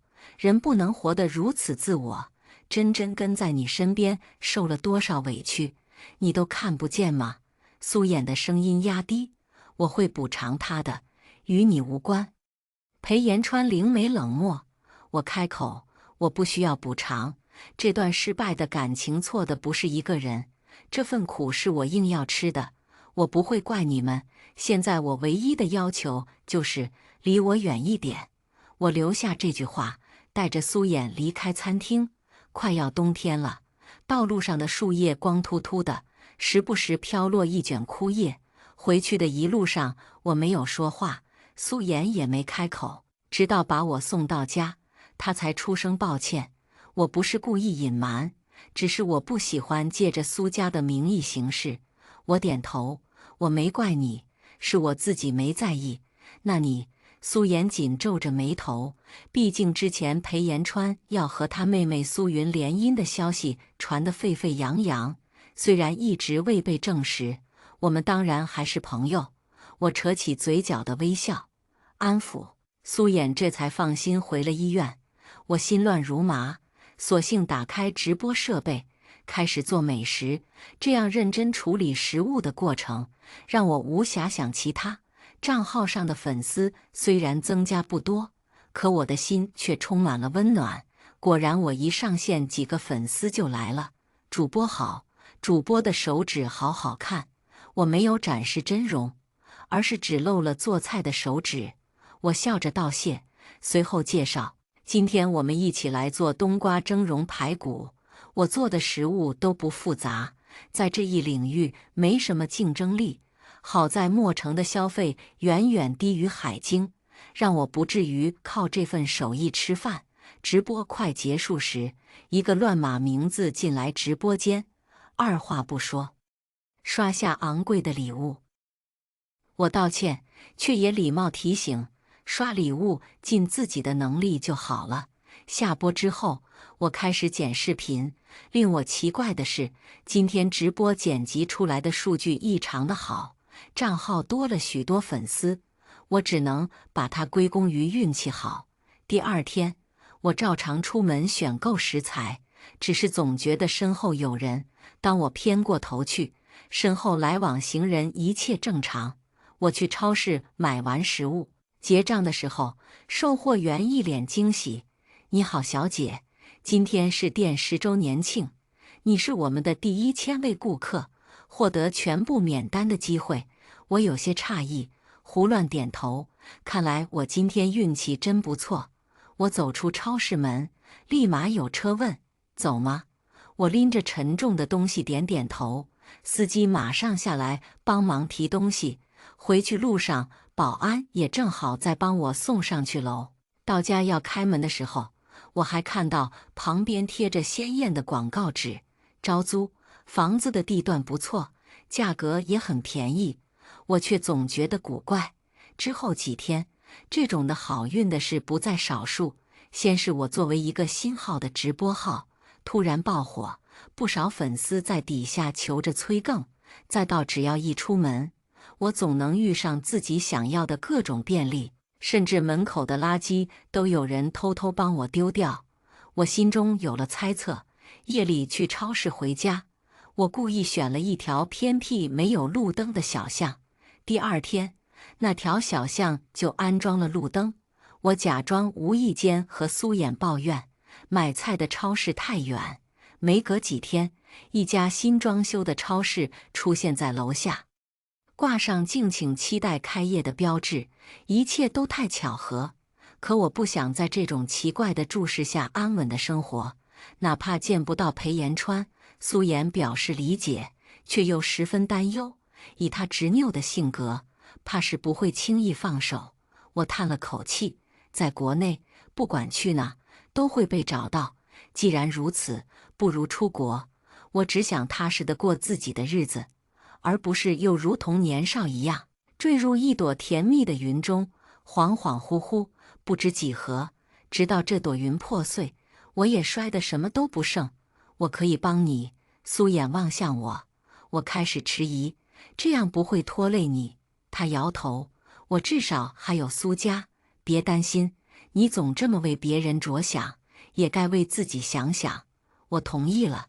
见天气晚了，外面在下雪，我开口，不如你今晚就住在这儿，反正我一直睡的是客卧。苏妍本来有些犹豫，却在扫到窗下一个熟悉的身影后，点头同意了。我俩各自准备休息。晚上10点，房门被敲响了，物业讪讪开口：“下水管检修。”我点头让人进来。他先是小心地打量了周围，见苏衍和我搁在一边后，松了口气。人走后，过半小时，敲门声又响了。抱歉，女士，最近天气冷，物业这边特意送上一批保暖物资，一些包装精致的东西被送进来，我却没有错过。那些人打量的眼神，有人小心开口：“女士，这是你男朋友吗？”我不耐烦：“关你什么事？少来打扰我们！”来人迅速地离开。这是谁指使的，一目了然。我关掉灯，钻进被窝，准备休息。敲门声又响了，我气愤地起身，今天有忙没完。打开门，我生气开口：“大半夜的，让不让人休息？”来人鸭舌帽压得极低，身上还带着风雪的寒气，把一个包装袋递给我：“女士，你的快递。”我简直快被气笑了。裴延川以为他声音压低，我就听不出来了吗？我开口：“裴延川，别装了，之前那几拨人也是你找来的吧？”裴延川摘下鸭舌帽，露出委屈的桃花眼：“你怎么能让那个男人留宿？我一直在楼下看着你们都关灯了，他还不出来，万一是坏人怎么办？”我面无表情：“就算是坏人也比你好。”我说了，别打扰我和我男朋友。说出这句话的时候，两人都愣住了，一个是面前的裴延川，一个是身后的苏衍。我有些懊悔，为了摆脱裴延川，口不择言了。裴延川面色有2分苍白，微蹙眉头，轻声开口：“你骗我的，对不对？你没和他在一起。”我不知怎么回答。身后苏衍走了上来，揽住我的腰：“怎么，对苏某人的私生活这么感兴趣？”昏暗的视线下，那张淡漠的脸失魂落魄的像个野鬼。他摇摇头：“你们骗我，我的人盯着你们这么多天，明明没有什么事。”苏衍开口：“今天才在一起的。”裴延川后退一步，一双桃花眼回神，染上怒气：“王八蛋，一定是你哄骗他的！”我还没反应过来，他气势一沉，一拳砸在苏衍的脸上。苏衍也不甘示弱，反手还了一拳。我惊异于苏医生平时看着斯斯文文的，居然还有反手之力。但我很快反应过来，别打了，再打我报警了。两人扭打在一起，谁也不放过谁。我就知道你不怀好意，那是你珍宝在手的时候没有好好珍惜。我眼一闭，心一横，最后按下了报警键。月上3更，我和苏衍从警局出来，因为我报警说的非法闯入，加上殴打他人，裴延川需要人保释才能出来。外面的风寒冷刺骨，苏衍下意识取下围巾，套在我脖子上。抱歉，是我冲动了。我摇摇头，是我该谢谢你。我们一前一后的向回去的道路走着。苏衍声音飘忽：“其实揍他是我的私心，我就看不惯他，明明有你在身旁，他却肆无忌惮。其实做邻居的时候，我忽然开口打断他的话：“我的签证已经申请下来了，过不了多久，我应该就会出国了。也许在国外，我才会彻底摆脱裴延川，奔赴我想要的生活。”苏衍愣住，好半天找回声音：“如果你只是不想被他打扰，不想出国的话，也有其他办法。”我摇头轻笑：“不是，我想出去看看。”在一个人身边待太久，我都有些忘记这个世界的颜色了。裴延川进局子的事被裴家知道了，裴老爷子出手，裴延川很快离开了墨城。临走前，他打电话祈求和我再见一面，被我拒绝了。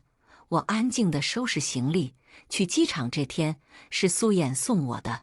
这天天意外的晴朗，苏妍仔细叮嘱，有什么不习惯可以告诉我，我替你想办法。头一次见苏医生絮絮叨叨，我忍不住偷笑。苏医生，你要转行当保姆了？他无奈地笑笑。我是担心你，我们不是朋友吗？我走上飞机，远远地向他挥了挥手。临行前，电话卡被我扳断丢掉。飞机飞向蓝天，开始一个新的人生。